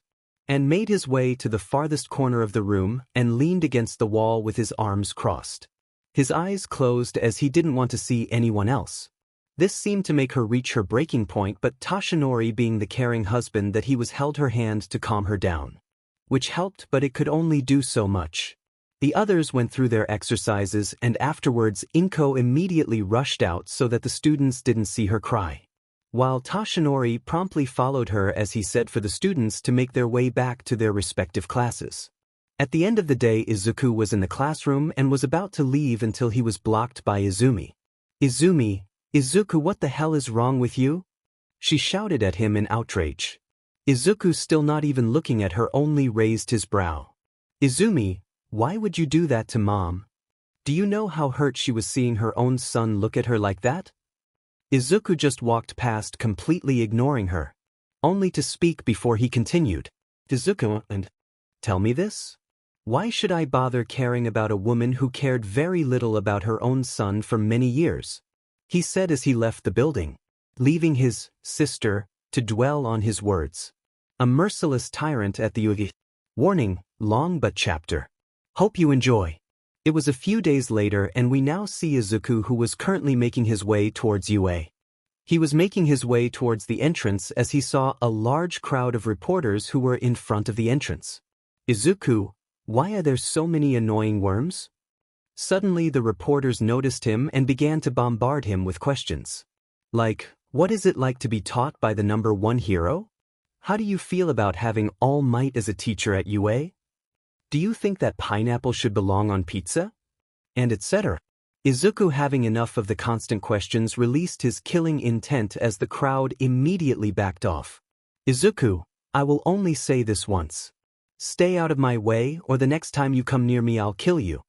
He said with a cold, hardened look in his eyes as his gaze fell onto the reporters. Some of them had peed themselves or fainted. Izuku took this opportunity and stepped past the entrance as the crowd of reporters were all baffled and a bit scared by Izuku, wondering how or why UA would let someone like him in. You know, you should really count yourselves lucky. A voice called out the reporters. The crowd looked to see it was Aizawa, who was sitting on the roof of the entrance, staring at the crowd with a tired look mixed with a hint of annoyance. Since he could understand Izuku's annoyance with the reporters. Aizawa, I would take his warning seriously if I were you all. Trust me. Female reporter, wait. You're a staff member here. Then tell us, why exactly does UA accept students like him? Especially since you claim that he would kill us. Aizawa, you want answers? Talk to Nizu. He's the one who accepted him here. Though it was mostly because Problem Child would have skinned Nizu alive and turned him into the worst fashion statement imagined if he had refused to let him come to UA. He thought to himself before hopping off the roof of the entrance and began to walk away. The reporter, not liking his answer, went to try and get past the entrance only for a metal wall to block the entranceway. Sometime later during the day we see Izuku, who is in the cafeteria with Komori and a couple of her classmates. A blonde who thinks that 1B is superior to 1A, minus Izuku since he has seen what he's capable of during the combat training and doesn't want to be on the receiving end of his wrath. Along with a dark green-haired girl who can split herself into many pieces. Alongside a ginger-haired girl who can enlarge her hands and was a martial artist. Even though Izuku doesn't like everyone at UA, minus a select few staff members, Komori was, somewhat, considered an exception in his own eyes. He may not like her, or her friends especially, now, but he may grow to like them. Even if they're only just tolerable to deal with. Right now they were at a table currently talking about the role of class representatives for their respective classes. Itsuka, you know, I would say that it's surprising for someone to already be labeled the class representative on day one. But considering it's you, I think it's best to not question things. Izuka didn't say anything in response. Only merely hummed in response with a short, curt nod. Komori, Izuku, can I ask something? How come you don't interact with your own class? Especially since it's been a few days since the battle training. Komori asked as she looked at Izuku with a look of curiosity and a hint of worry. Izuku, they are merely too annoying and too pathetic to deal with bothering. He said in a straight, serious tone. This seemed to make the group look at each other before facing Izuku. Setsuna, then what about us? What makes us any different? She asked with a slight raised brow. Izuku was going to respond, but Monoma beat him to it. Monoma, isn't it clear, Setsuna? The reason why is because he clearly sees that Class 1B is most superior compared to them. He said with a smug smile on his face with his eyes closed. While everyone else at the table, even Izuku, merely looked at him with a blank stare. Suddenly an alarm went off as everyone had gone into a panic. People pushing others out their own way. Yelling and screaming left and right. Izuku grabbed a running student by the back of their jacket collar and spoke. His voice surprisingly able to reach the student he had grabbed. Izuku, what is going on? Why is the alarm going off? He demanded in a calm but annoyed voice. Student, it's a level 4 security breach. It means that there's a villain or more attacking the school. This is the first time it's happened in UA history. They explained in a panicked tone as Izuku let them go. They continued to run as Izuku looked over to Komori and saw her distressed face, and something in him snapped. With a hardened gaze, he slowly pushed his way through the panicking crowd in the cafeteria as he made it to a window. He looked out and saw that it was in fact some of the reporters from this morning. He saw some of the staff trying to make sure they didn't get further onto the campus. Izuku, seeing the cause of the alarm, made his way back towards the others. He stood on top of the table and released his bloodlust throughout the entire school area, causing everyone to stop and freeze in fear. Others had fainted from shock and/or wet themselves. Izuku, now having their attention, spoke up. Izuku, this is just pathetic. Some of you are here to be the next generation of heroes, yet a mere alarm goes off and suddenly you all run in panic and fear like a bunch of headless chickens. One of the students didn't appreciate the insult, spoke up to him. Student, hey, it's not our fault. There could be a villain right on campus. Izuku just looked at them with a slight glare as the student felt a shiver run down their spine. Izuku, a villain? Maybe instead of reacting immediately to an alarm, take a look and see the cause for that alarm, he said as he pointed his finger to the window. The students followed his instructions, looked out the window and saw that there was no villain. It was in fact the press. Izuku, tell me, how can you call yourselves the next generation of heroes when a few mere reporters trespassing will cause you to panic? Students. Nothing. Not even a mere mutter was heard as the students took in his words. And honestly, they couldn't help but agree with his words. Despite them being both harsh and insulting, they felt like idiots for reacting the way they did. Izuku didn't say anything, only looking towards the window as he felt something off in the specific area. Before he stepped off the table and began to leave the cafeteria, mostly to head back to class as Komori and the others quickly followed him. Izuku, someone else was the cause of the alarm. No doubt the staff know about it by now. Though why merely set off the alarm? He thought to himself as he continued walking. Some time went by as the day of the USJ came. Everyone from Class 1A was on the bus. Izuku was seen sitting by himself only to find Shoka had decided to sit next to him. This action annoyed him greatly, having to sit next to one of the people that he despises with a passion. He wished he could just skewer her and act like nothing happened. But alas, he must learn to deal with it. For now. While Shoka couldn't help but blush a bit seeing as she was right beside the one she was in love with, and having a much better and closer view of his muscle-sculpted body. She was honestly having a hard time not trying to get a nosebleed or faint. Shoka, hey Izuku. She looked over at him with a slight blush only for him to turn away from her. His gaze focusing more outside as the bus began to move. Sometime after the bus left, Shoka spoke to him again. Shoka, how have you been? She said, trying to start a conversation, though he still ignored her in response. This action seemed to make her a bit upset because he's not even willing to look his way. She looked down looking like she was getting ready to cry. Shoto, who was watching the scene, was getting angry because of Izuku basically neglecting his sister's presence. And he wasn't the only one to notice this. Someone wanted to say something only for Tsuyu to speak up. Tsu, hey Izuku. Izuku refused to look over in her direction. This seemed to make most of the class not like him as much since the beginning of the school year, since he rarely if ever talks to them or at least looks at them. Tsuyu was a bit annoyed by him ignoring her, but she partially didn't really care. Tsu, look, I know you can hear me, so I'll just ask anyway. Also, I tend to be very blunt, so sorry if I say something out of bounds. You and Izumi seem to know each other pretty well. What's your relationship with her? Izumi, who was listening, had her interest piqued. Mostly because she wants to know what the status of their relationship is. Izuku, I was once her brother till I disowned myself from the family. Since then, we are nothing more than strangers to each other. He said, not even batting an eye towards the mutant quirk girl's direction. This seemed to shock a lot of people within the class.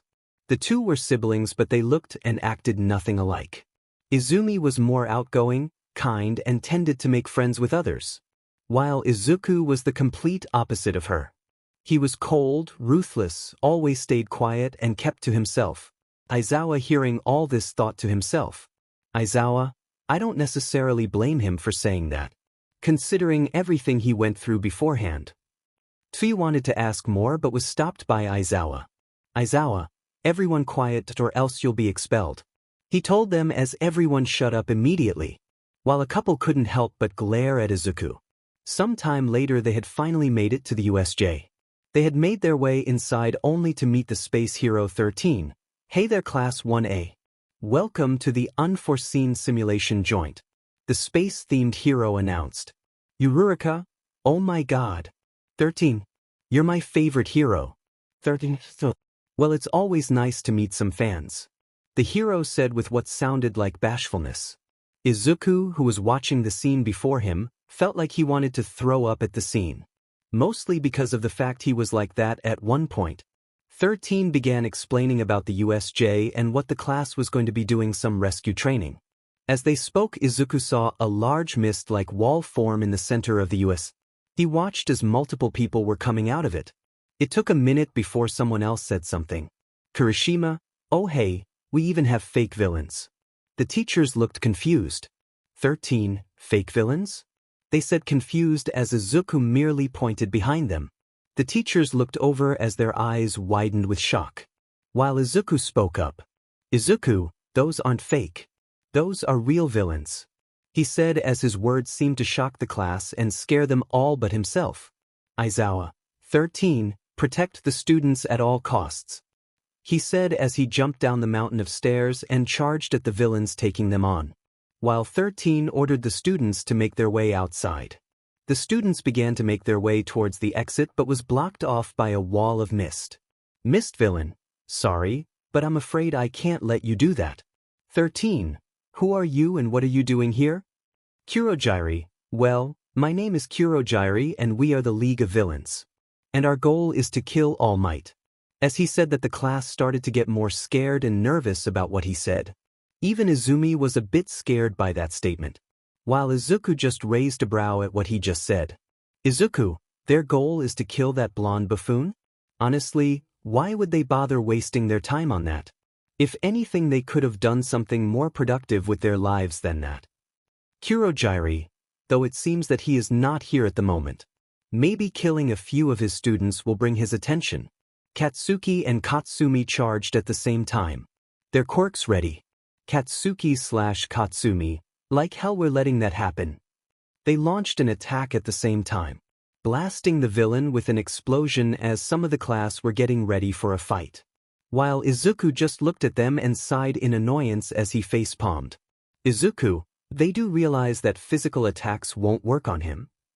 Lita managed to get past Kurogiri due to the Bakugo twins acting as a distraction. Kurogiri, seeing Lita running towards the exit, attempted to use his quirk to stop him, but was stopped by 13 using her quirk on him. Kurogiri, having no other option, used his quirk and made a portal in front of him while making one behind 13, causing her to damage herself with her quirk. 13. Some of the class exclaimed as Kurogiri used his quirk and spread his mist towards the students, teleporting random students to different locations within the USJ. Izuku fell into some water only to see that there were numerous villains in the water with him. He watched as they began to surround him and smirked at the easy prey, while Izuku didn't even seem the slightest bit fazed by his current situation. He saw one of the villains charge at him with what looked like a shark mutation quirk. The other aquatic mutation-based villains watched as well with evil smirks on their faces. Villain, this is just too easy. Villain, ya dash? The villain froze. The other was confused as they looked over. Their eyes widened in shock at the sight before them. The villain who charged at Izuku had been pierced with his trident. Izuku ripped his trident from the dead villain's body and looked at the rest of them, his face turning into a look of disgust and annoyance.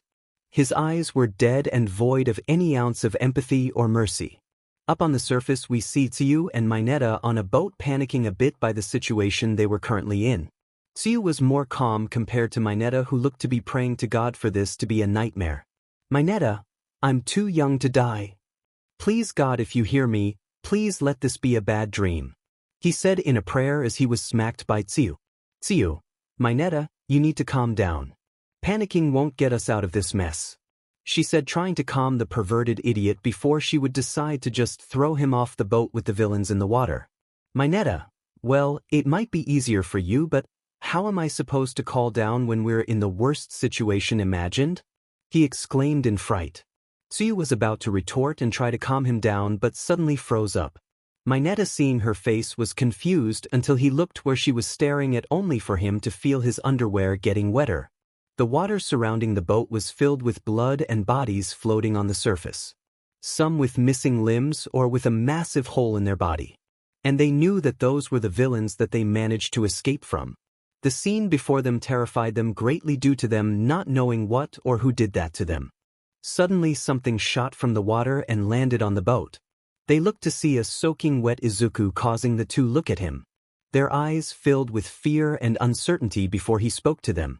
Izuku, the water is safe to cross, he merely said to them in a slight, uncaring tone before he jumped back into the water, coming up to the other side on dry land. He looked around and saw Aizawa finishing up some of the remaining villains. Izuku noticed a couple villains coming his way. He used his speed to get beside the both of them and skewer both in the side at the same time. He ripped it out of them as they both fell dead to the ground.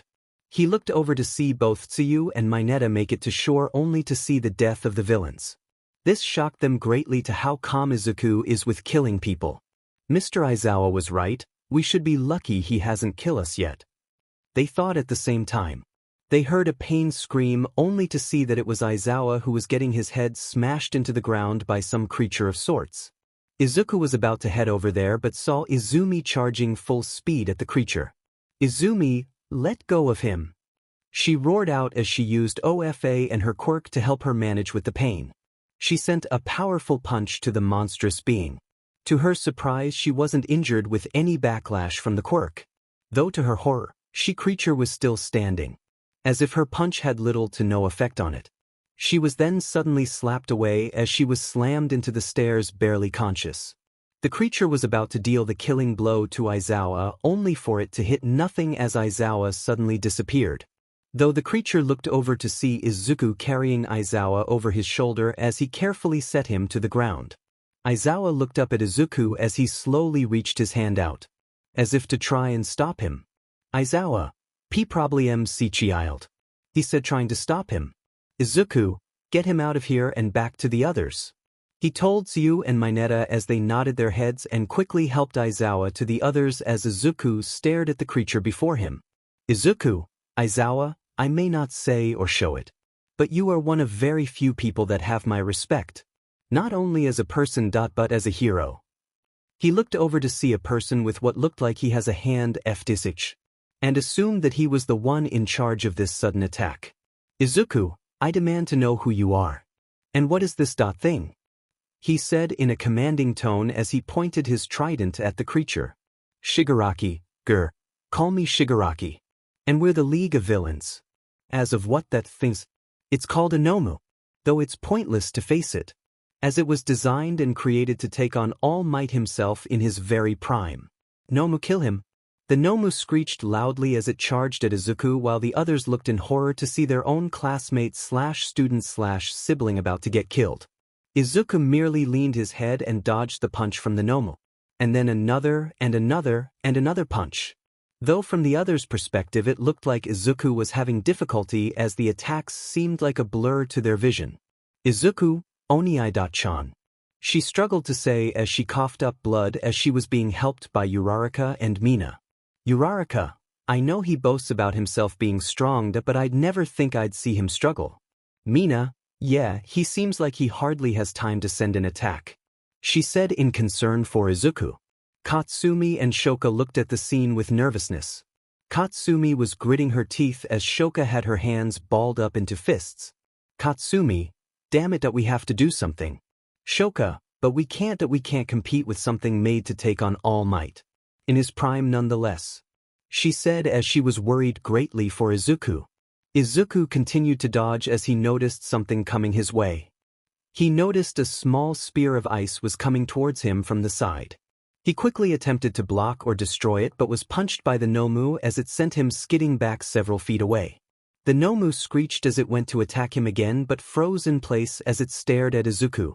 Everyone seemed to be frozen as they too were looking at Izuku, though they were more confused by why the Nomu was suddenly frozen still, until they felt it, like a massive wave crashing against them. It was Izuku's bloodlust. It spread throughout the USJ like a flash flood, causing everyone to fall to their hands and knees, finding it nearly impossible to breathe. The Nomu was on its knees feeling something that it shouldn't be able to feel: fear and dread. But this bloodlust wasn't directed towards the Nomu. It was directed towards two very specific people who were on the sidelines: Katsuki Bakugu and Shoto Todoroki. "Izuku, you vermin, dare to strike me without even facing me? I will have your head for that," he said as he swung his trident horizontally in the direction of the Nomu. Its head falling off its shoulders split into 3 separate pieces. Its body fell to the ground, signifying its death, his face having a scowl of pure anger. Shigaraki watched the scene with a mind full of fury which was less than the fear in his body for Izuku. Shigaraki.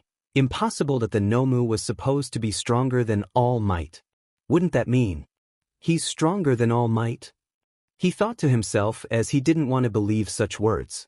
But feeling the amount of bloodlust coming from Izuku, he may be just stronger than All Might. "Izuku, disgusting, wretched pieces of filth," he muttered to himself as he began to make his way towards Katsuki and Shoto. "Shigaraki, Keikuro Jairi that get us out of here." He ordered the misty villain as they were consumed by black mist and were gone. Izuku didn't seem to care about them. He was too focused on the fact that Katsuki and Shoto had the gall to attack him while he wasn't looking. He was now standing in front of the two. His eyes, dead and void of any empathy for the two. Though they were burning with rage. He raised his trident ready to end their lives. Though suddenly he leapt back a bit, dodging some bullets. He looked over to see it was the other staff who had made it, though seemed to be struggling a bit due to his blood lust running wild. Beside them was All Might as he a serious look on his face, though looked to be struggling to stand properly as well. Nizu spoke out to Izuku. Nizu, now, Mr. Poseidon. I don't know why you wish to kill them. But why not we handle this in a more civilized way? Preferably a way that doesn't involve you killing them. The Chimera said in hopes of calming this raging force of nature. Izuku only stared at the two, hearing the Chimera's words, then decided to calm himself. He contained his blood lust though it was still present around him. Izuku, consider yourselves lucky. But the next time we face each other, there will be consequences. And no one, not even the strongest beings in the world, will save you from my wrath. He said to them as he made his way up the stairs. His displeasure and annoyance clear and evident on his face. Toshinori went to reach out for him, to try and help calm his son, but suddenly out of pure instinct he quickly dodged to the side. Izuku's trident scraped his injured side as he fell to his knees holding the injury. Izuku walked past him as Toshinori spoke up. Toshinori, AMF's son, why did you attack me? Izuku just stopped with his back facing him while Toshinori stared at him. Suddenly he saw the tip of his trident ready to kill him only a centimeter from his neck. This shocked him greatly as he didn't even see. Though he noticed something. He noticed that the trident had a green aura around it. Knowing that it was his wife and daughter who stopped him just in time. Though Izumi looked like she was trying her damnedest not to pass out as Inko looked to be struggling more. He saw the look in his son's eyes, those were the eyes of someone who doesn't care about who they kill. He pulled back after a few seconds and walked away while saying, Izuku, don't call me your son. You never bothered caring for me, so why should I bother caring for you or for anyone else from that pathetic family? Honestly, you and your family could drop dead at this very moment and I wouldn't even care. This statement shocked everyone greatly. Even Nizu himself was shocked by the scene before him. Izuku had just attempted to kill the number one hero, who was his own father, and stated that even if his family was on the verge of death, or was dead, he would just walk away or act like nothing was even wrong. One thing was for certain, everyone in Class 1A, minus 2 idiots, was now terrified of Izuku. After seeing his strength before them, he could kill them without a care in the world and possibly get away with it. And with the sports festival coming up soon, it was now only a matter of time before he actually decided to kill someone. Time before the festival. Sorry for the late upload, I've been trying to work on other stories that I'll be remaking along with the current future chapters of this story. Though there is something that's been bothering me a bit lately. I wanted to start uploading chapters for a new RWBY related story, though I don't know how y'all would think of it. Just something for you all to enjoy while I get these chapters for this story made. Let me know what you all think. It's now been a couple days since the USJ incident, as officials have decided to call it that. Nizu had decided to give the students of UA a week-long break from school so that they rest their minds about the event. When in reality it was mostly because of Izuku's killing intent towards Katsuki and Shoto. Nizu was seen in his office. With him were the staff of UA as they were talking about the USJ attack and the sounding of the alarms and how they were possibly connected. Though that is until a specific topic was brought up. Nizu, alright then. I'll have the authorities look into this League of Villains before even more happens. Now for our next topic, Izuku Poseidon. As soon as the name even left his mouth, the entire staff stiffened or felt a shiver run down their spines. Some of them looked to be uncomfortable with the topic. Nizu, now, with the annual sports festival coming up soon, I believe it's best we understand the situation we may end up dealing with. If the need arises. Yes, Mike? He said as he looked over at the English teacher who had his hand raised. Present, Mike. Just out of curiosity. He's not going to be involved with the festival in any way, right? Nizu, actually yes. I was actually going to speak with him about a few things involving the festival. Some of the teachers looked to have gone pale from the words that left his mouth. The fact he could say that with such calmness in his voice was honestly scary. Nizu, note, we have noticed that he has a great disdain for most of the other students here, along with a few staff members, he said, looking at Toshinori and Inko. The former having had to get medical attention immediately after Izuku left a large gash on his injury. The latter who seemed to be emotionally stressed about everything that Izuku had said about them. Nizu cleared his throat before he continued. Nizu, for now, our main focus should be making sure that Izuku doesn't decide to kill anyone anytime soon, unless it's a villain in self-defense, of course. The staff had to wait a second to process the last bit of words before they looked at the principal himself with looks of shock. UA staff, -1 WA? Midnight, Nizu, not that some of us questions your ideas. But what the hell? Inko, Nizu, you can't be serious? You're just going to let Izuku kill villains? Toshinori, exactly. We're heroes. We don't kill villains. No matter what, he said, standing from his seat, ignoring the pain in his side. Nizu listened to the staff's complaints about letting Izuku kill villains, until he finally slammed his paws on his desk and screamed, Nizu, if you would let me finish, you impatient dumbass. The staff was silent in an instant, mostly because they have never seen or heard Nizu yell like that before. So they sat back down and let the chimera speak after he had taken a deep breath to calm himself down. Nizu, now the reason why is simple. Because even if we were to fight and argue against Izuku over the idea of him killing villains, he would either not care and still kill them, or he would kill those who get in his way. So the best course of action is for us to accept the fact that he's going to kill them, at least as long as he agrees to do so in self-defense. Vlad King. But sir, how do we know he'll even agree to such an idea? I understand he's very strong, and could literally kill us without even a hint of hesitation. But how do we know he won't just abuse this idea of yours? Nizu, that's why I plan to talk with him about this idea with Aizawa, since he also agrees with his idea, he said, motioning to Aizawa, who was covered in bandages looking like a mummy, who nodded his head in confirmation. Aizawa, from what I can understand during our times together in class, Izuku is the kind of individual who believes that strength is everything, and if your words aren't backed by your own strength, then he'll consider you to be weak. Not just metaphorically but literally as well. He spoke as his voice was muffled a bit due to the bandages covering his lips. Ectoplasm. So you're saying that Izuku is basically a shark trying to fit into a small pond? Aizawa shook his head before he spoke. Aizawa, try a full-grown whale trying to fit into a public swimming pool-sized aquarium. And we're the fish inside that he doesn't care about unless we provoke him, he said, his voice still being muffled from the bandages. The staff hearing this hadn't thought about Izuku's strength like that. One thing was for certain, after seeing the deaths and bloodshed caused by his hands at the USJ, most of the staff thanked God that he decided to become a hero. Because if he had decided to become a villain, God help them. Speaking of Izuku, he was currently seen walking around the city with Komori as they had bumped into each other. And she had asked him if he wanted to hang out with her and some of her classmates.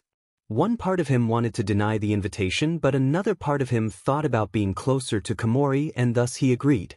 So throughout the day Izuku hung out with Komori and her classmates. During this time Izuku actually felt a bit genuinely happy about the situation, and smiled with their presence.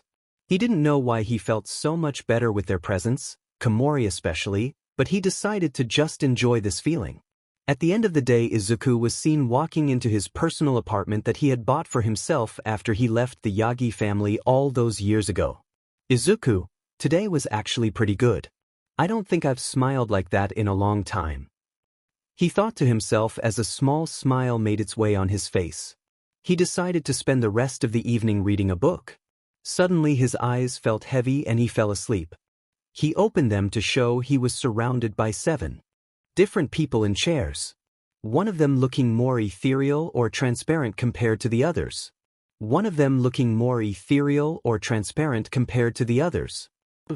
This image does not follow our content guidelines. To continue publishing, please remove it or upload a different image. First, Izuku Yagi, we've been expecting you. Izuku looked at them with a hardened gaze. His eyes with a menacing glow. Izuku, it would be best for you to not speak that name. This image does not follow our content guidelines. To continue publishing, please remove it or upload a different image. Izuku, it would be best for you to not speak that name. Izuku Yagi is dead. Second, whatever you want to be called shouldn't matter. What does matter is what you plan to do in the future. Izuku, sensing this was something he couldn't avoid. He sighed as he swiped his hand and the area they were in changed to a regal conference room of sorts, with Izuku sitting at the far end of the table. Izuku, now tell me, what is it that needs my attention? This image does not follow our content guidelines. To continue publishing, please remove it or upload a different image. Izuku, now tell me, what is it that needs my attention? It better be worth wasting my time. First, we wish for you to inherit one for all. Izuku raised a brow out of curiosity before it furrowed in annoyance. Izuku, tell me this, why should I bother taking a power that I don't need to begin with? Third, one for all is completely rejecting Izumi, your sister. Or if we're to be honest here, your sister is dying from the quirk itself. This seemingly got his attention as his gaze fell on them before he spoke in a demanding voice. Izuku, explain. First, OFA is like a blessing and a curse. A blessing since it grows stronger with every person it's passed down to. Not only that, it can supercharge that person's quirk to greater levels than just strength. But as I said, it's also a curse, because if one were to have a quirk before inheriting OFA, then that person's life force will slowly be drained and their souls will be bound to this quirk. If a quirkless person were to inherit OFA, they wouldn't have this sort of problem. Izuku spoke, cutting them off as he finished what they were saying. Izuku, but since my sister had a quirk before inheriting it, she's dying? And the more she uses the quirk, the sooner she'll die? They nodded their heads. Izuku, how bothersome. This was a complete waste of my time. He sighed before he spoke in annoyance. This image does not follow our content guidelines. To continue publishing, please remove it or upload a different image. His words seemed to completely shock the previous users as they knew of Izuku's current changes. But they had hoped that in some way, deep in his heart, there would be some part of him that still cared about his family. Fourth, how could you say that? He exclaimed in outrage. Izuku just didn't seem to care for his sudden outburst, though his eyes narrowed slightly, finding his voice to be annoying. Fourth, your sister, your own flesh and blood is dying, and all you can say is that it's a waste of time? What the hell is wrong with you? He continued as he was promptly told to calm down before he made the situation worse, though the sound of someone sniffling and lightly sobbing can be heard in the hall. Izuku's gaze fell onto the sight of the only female member of the group, though she looked to be sobbing as her teeth was clenched along with her fists. Seventh, why? How do you not care? She sobbed in anger. Izuku, and you are supposed to be? He said as his gaze hardened into a slight glare towards the woman.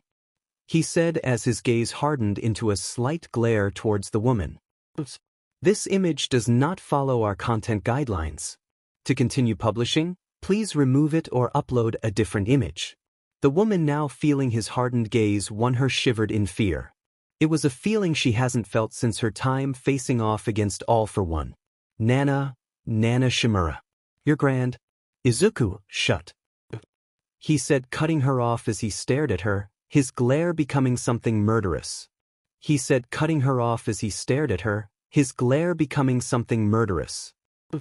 This image does not follow our content guidelines. To continue publishing, please remove it or upload a different image. Izuku as Sukuna. There is an age-old saying, if looks could kill. But in this situation, if a stare from Izuku could kill, then he would have committed mass murder on multiple scenarios. Though for Nana Shimura, she felt like she was in the presence of death itself. Despite her being a practical spirit, the amount of killing intent she's feeling directed towards her was something that rivaled All for One's. Not rivaled, this level of control means that his full amount could dwarf that of All for One's.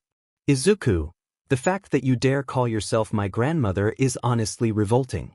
Honestly, I don't even know what you saw in that blonde buffoon before. But know this, when his time comes I will be the one to take his life. Much like my dear sister. His words seemingly shocked the previous holders even more. First, you can't. If you kill your sister, you'd be killing the purpose of OFA. He said, trying to convince Izuku that if he was true to his words then there would be no one to stop All for One. Izuku, the purpose? If I remember correctly, the purpose of this quirk was to defeat the one known as All for One. A being that is said to have lived for even centuries due to the amount of certain quirks he has at his disposal. Though you focuses on Nana entrusted your idiot of a student to finish a fight he had failed years ago. Now passing the mantle to his own daughter who he had inadvertently killed with his own hands without even knowing.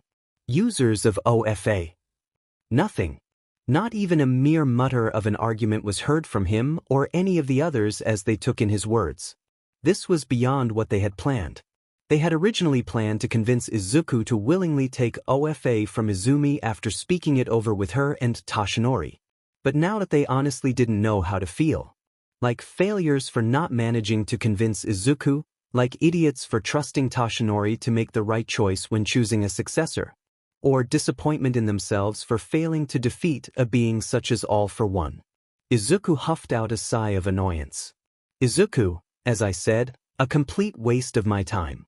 He said before he swiped his hand, severing the connection with him and the OFA users as he now found himself in a place where he felt more relaxed. He said before he swiped his hand, severing the connection with him and the OFA users as he now found himself in a place where he felt more relaxed. This image does not follow our content guidelines. To continue publishing, please remove it or upload a different image. Izuku took a deep breath and relaxed. With Izumi, she was currently laying down after some intense training until she found herself meeting with the previous OFA users. Their expressions were that of conflict and defeat. Izumi, I take it things didn't go well? The first let out a deep breath as he didn't know if he should tell her that Izuku, her own brother no less, was plotting to kill her and her father, along with Inko most likely in the future. First, listen ninth. We need to talk to you. It's about you and your brother. Izumi could tell that whatever it was serious. Especially if it involved Izuku. Izukiyagi, tyrant of the seas reborn. It was now a couple weeks after the USJ incident. Though those that were there called it the USJ massacre. During the next weeks that followed, UA and law enforcement had a lot of trouble with news reporters trying to see in the building, but seeing the traumatized students and the amount of dead bodies that were being carried or rolled out made them more curious about what happened. While at the same time they didn't want to know more. Though when they saw All Might was injured, the more braver ones began to investigate what had happened by reviewing the security footage from a nearby camera near the entrance to the building. When they reviewed the footage, it caused quite an uproar of confusion among themselves. Many even questioned what they saw and heard was true or not. All Might, the number one hero, the symbol of peace, had neglected his own biological son for years? Not only that, said son had attempted to kill his own biological father. Some decided to send this information to their news connections as others started looking into this only to find out about Izuku Yagi. Afterwards, an investigation had begun relating to the young man around the different schools he had gone to growing up. Especially with Aldra Junior High. And what they found out was possibly worse than any case of quirkism ever recorded. When the public heard about this, there was many different reactions from the general populace. Many were outraged about this. That All Might, the symbol of peace, had neglected his own son as he was bullied and practically tortured by his own peers just because he was quirkless and did nothing to stop it. While there were others who either didn't believe it or were on the fence about the topic itself. As they didn't want to believe that someone such as All Might would allow such a thing to happen to himself. Let alone a member of his own family. But one thing was for certain. All Might was no longer seen in a better light among the populace. Especially among the quirkless, considering that Izuku was once quirkless and they knew what it was like growing up. But none of them could imagine the physical and mental torture he had gone through growing up.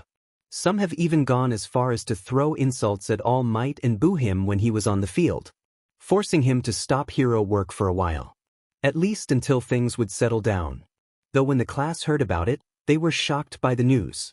When the class came back after the break, a few asked or much less interrogated them about why they did what they did, while others were more or less hoping what they heard was a lie and nothing more. But what they weren't expecting. "Izumi, it's true," she said with her head down. The class looked at her and the group with shock and horror. Some had even covered their mouths. "Bujiro, are you serious?" Izumi was silent as well as the others while she nodded her head, her eyes not even daring to meet the many looks she was getting from her classmates. "So what?" A voice spoke as everyone looked to see it was Katsuki. His usual prideful demeanor seemingly returned as if his and Shoto's near-death experience by Izuku's hands didn't happen. Katsuki, that useless freak, deserved it. He was just born at the wrong place at the wrong time, he stated before he was suddenly punched by someone, sending him to the floor. Everyone looked to see it was Kirishima, a look of anger and disappointment on his face.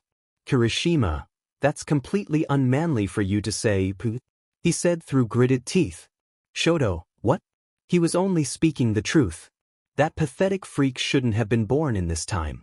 If he couldn't find a way to fit into society, then clearly he didn't belong in the world, he said, trying to defend Katsuki's statement about Izuku before he was slapped on the face with a frying pan. Everyone else looked to see it was Momo, who looked to be gripping the handle tightly as she glared at the number 2 hero's youngest son. "Momo, when did you ever have the right to decide who belongs where in the world?" Izuku may be a very difficult person to understand or get along with, but at least he isn't blatantly racist towards everyone who he sees as weak and pathetic. "Mineta, some of that last part is partially true though," he said a bit nervously before the back of his head was slapped by Tsuyu. "Momo, even though that's true, at least he makes it known he dislikes us. At least he isn't afraid to speak his own mind and feelings in front of those he has to work with. Unlike you all," she said, pointing the frying pan at Izumi and the other girls before she continued. "Momo, I just want to know one simple thing. Why did you do it? To your own brother born the less."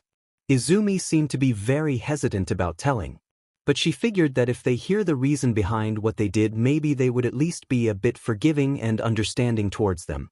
"Izumi, we did it in order to protect him." "Shuji, protect him? From what?" he asked, completely confused. "Shoka, we wanted to protect him from becoming a hero. When we were younger, we all dreamed of becoming heroes. But when Izuku was diagnosed quirkless, we were scared that he would die trying to become a hero. Or when he ever did, he would die doing hero work. So we had planned to use our quirks to scare him from becoming a hero. And so you thought afterwards it was a good idea to beat and practically torture him for years growing up?" A tired and annoyed voice spoke as the class looked to see it was Aizawa, who was wearing less bandages as he was still recovering from the USJ, though thankfully he could be able to move around a bit more. "Aizawa, before you even say anything, I knew about the neglect. But everything else." He spoke to the rest of the class before he trailed off as his quirk slowly activated, his hair floating and his eyes glowing, looking as if he was more of a demon than a person. "Aizawa, you better give me a very good reason not to throw you out of this school in cuffs," he said in a very angered and strained voice, wanting nothing more than to lock them up after giving them a good beating. Now, Aizawa, let's not do anything hasty." Everyone looked to see it was Nizu, though he had a frown on his face, showing his disappointment. "Nizu, now you'll," he said, looking towards Izumi and the others. "Nizu, I spoke with your parents about this situation, and they are very angry and disappointed in you.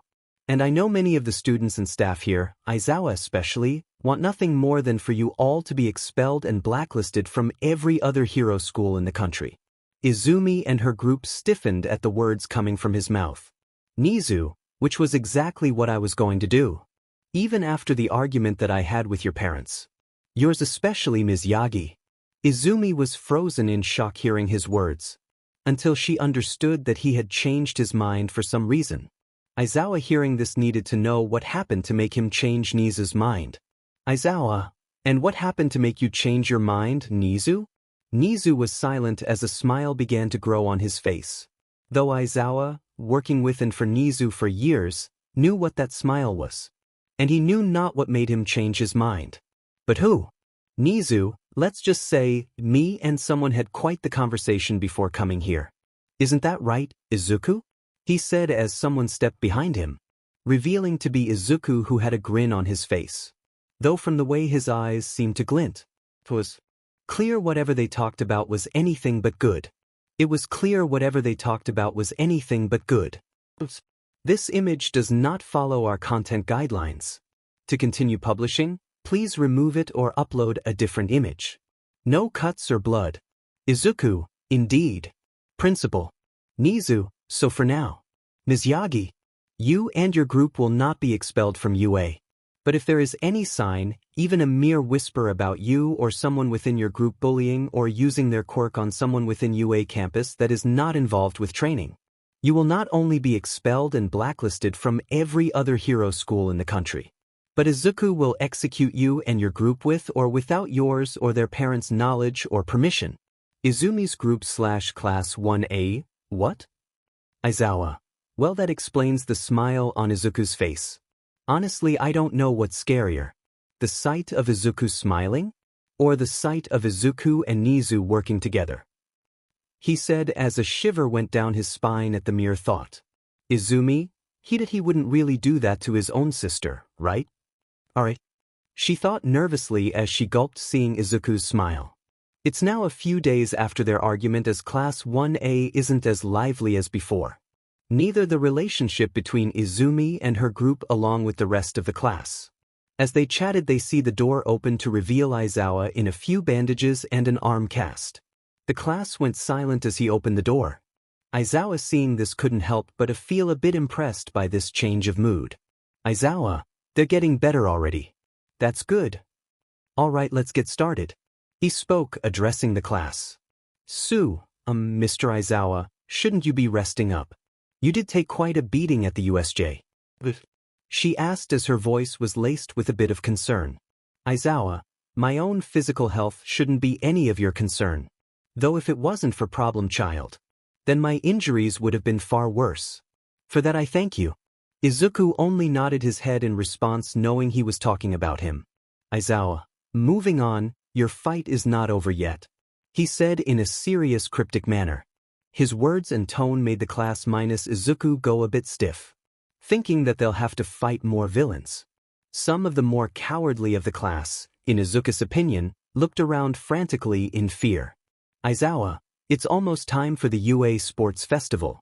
He lazily announced. Class 1, Izuku, if it was that, then why start with something cryptic? They said, confused by why he had to say it so seriously. Aizawa, is there a problem with how I talk? He said slowly with his quirk activating. Class 1A. Aizawa, that's what I thought. He said to them before he proceeded to explain about the sports festival and how there'll be many things to do during it, such as food stalls, games, and even a combat tournament that is done every year during the festival. Though Izuku didn't seem to be paying attention to the explanation, mainly finding the clouds outside his window to be more interesting. Many who heard that there was going to be a combat tournament immediately knew that Izuku was going to be the winner. The question was, will he be at least merciful towards them? While a pair of idiots were thinking about how they could humiliate Izuku during the combat tournament. Ida, sir, I must ask, how much time will there be to train for the festival? Aizawa, you all will be given 2 weeks to train for the festival. Until then, do whatever. Class dismissed. He said as the bell rung and he got into his sleeping bag. When everyone was dismissed, they got up for lunch and began to talk about what they could do for training. Izuku was the first to open the door, only to see a large gathering of students outside the classroom. Random student. Whoa, it's the guy who tried to kill All Might. Random student.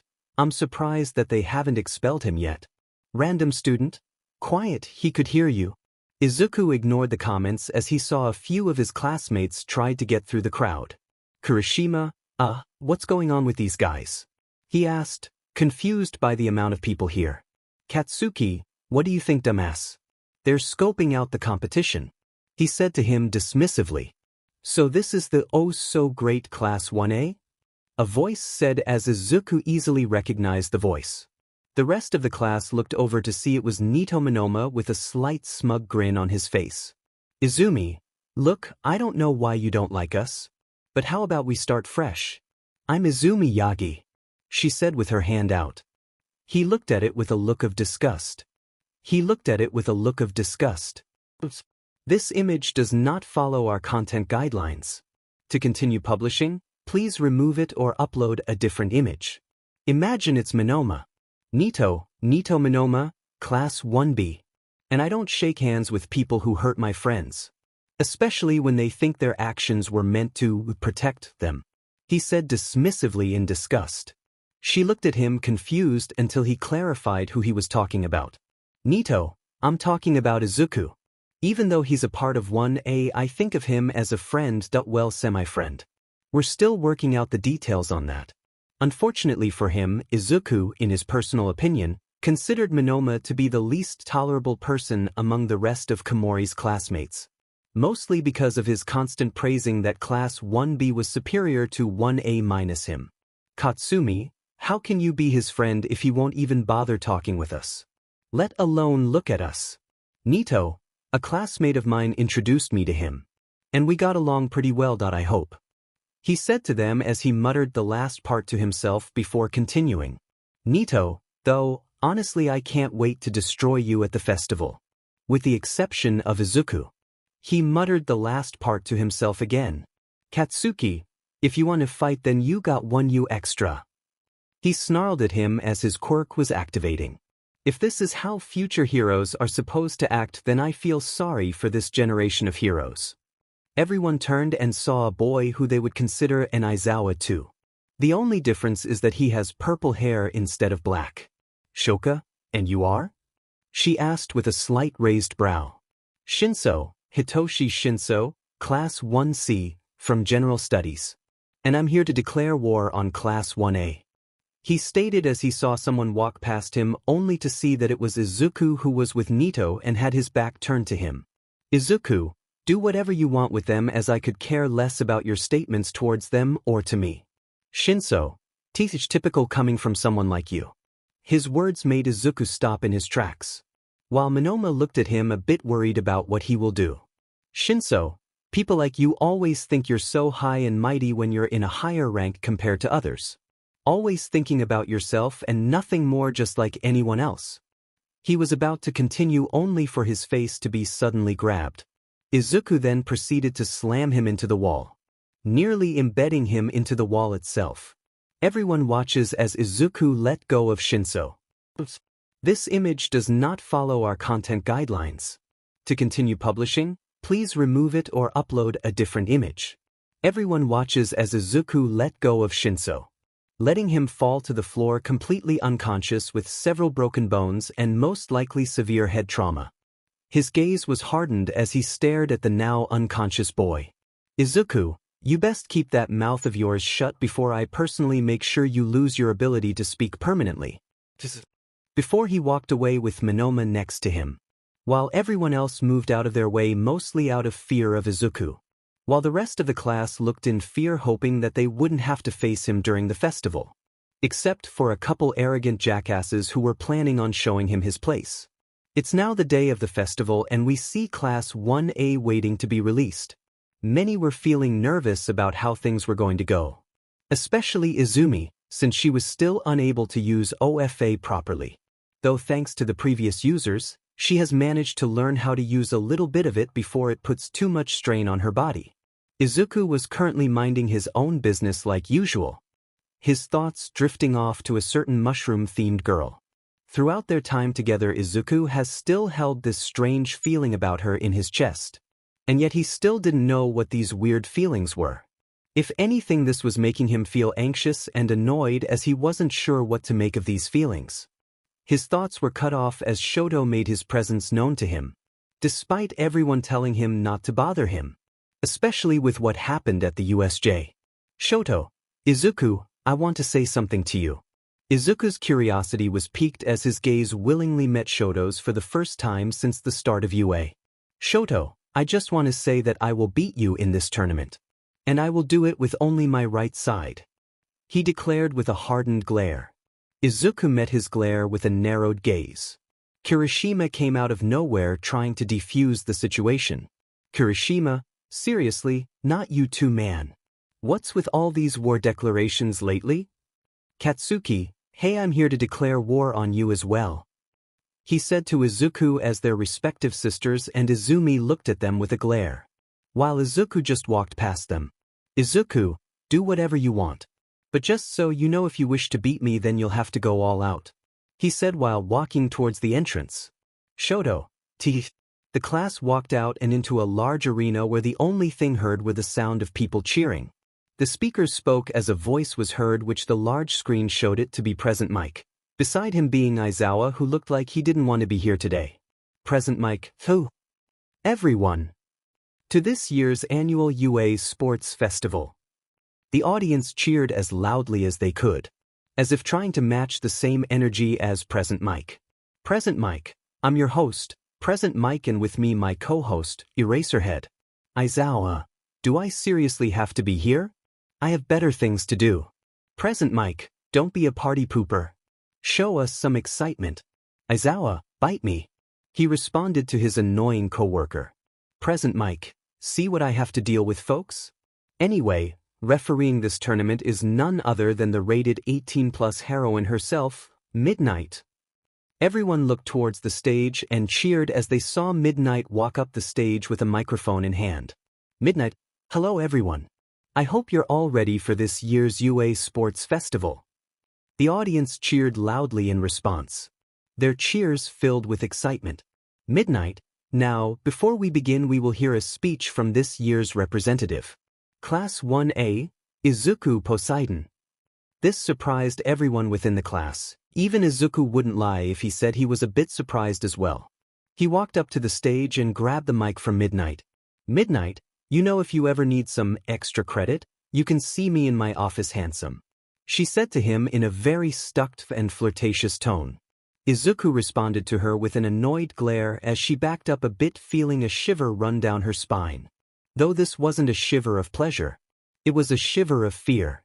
He looked over to the crowd, making more than a few people sweat at his gaze. Izuku, just so you all know, I will win this tournament. And this is a warning to all who are going to be against me. I expect you to not hold back and give it your all. Because I will hold nothing back against you. With the exception of Komori. He gave the mic back and walked off the stage, leaving a stunned audience, cause many of not all thought it was just plain arrogance, but the look in his eyes made them think otherwise. But then, clap, clap, clap, the sound of someone slowly clapping was heard, and one by one more people began to clap their hands, until finally the entire arena filled with cheers after hearing his speech. He walked back to the others while some were giving him dirty looks but looked away as soon as his gaze started to meet theirs, while others looked at him with a slight hint of respect, since he wanted to make sure that everyone gave it their all during this tournament. Komori just looked at him with a blank expression and sighed, knowing that he would say something like that, while the rest of her class was worried not just for themselves, but for those who might face off against him during the combat tournament. But unknown to them, Izuku's words didn't even mean to sound inspiring at all. He was just merely speaking the truth. He wouldn't tolerate anyone who'd take him lightly during this tournament, though he had a few new tricks up his sleeves for the combat tournament. And he couldn't help but smile sadistically, hoping to try them out on a few certain individuals.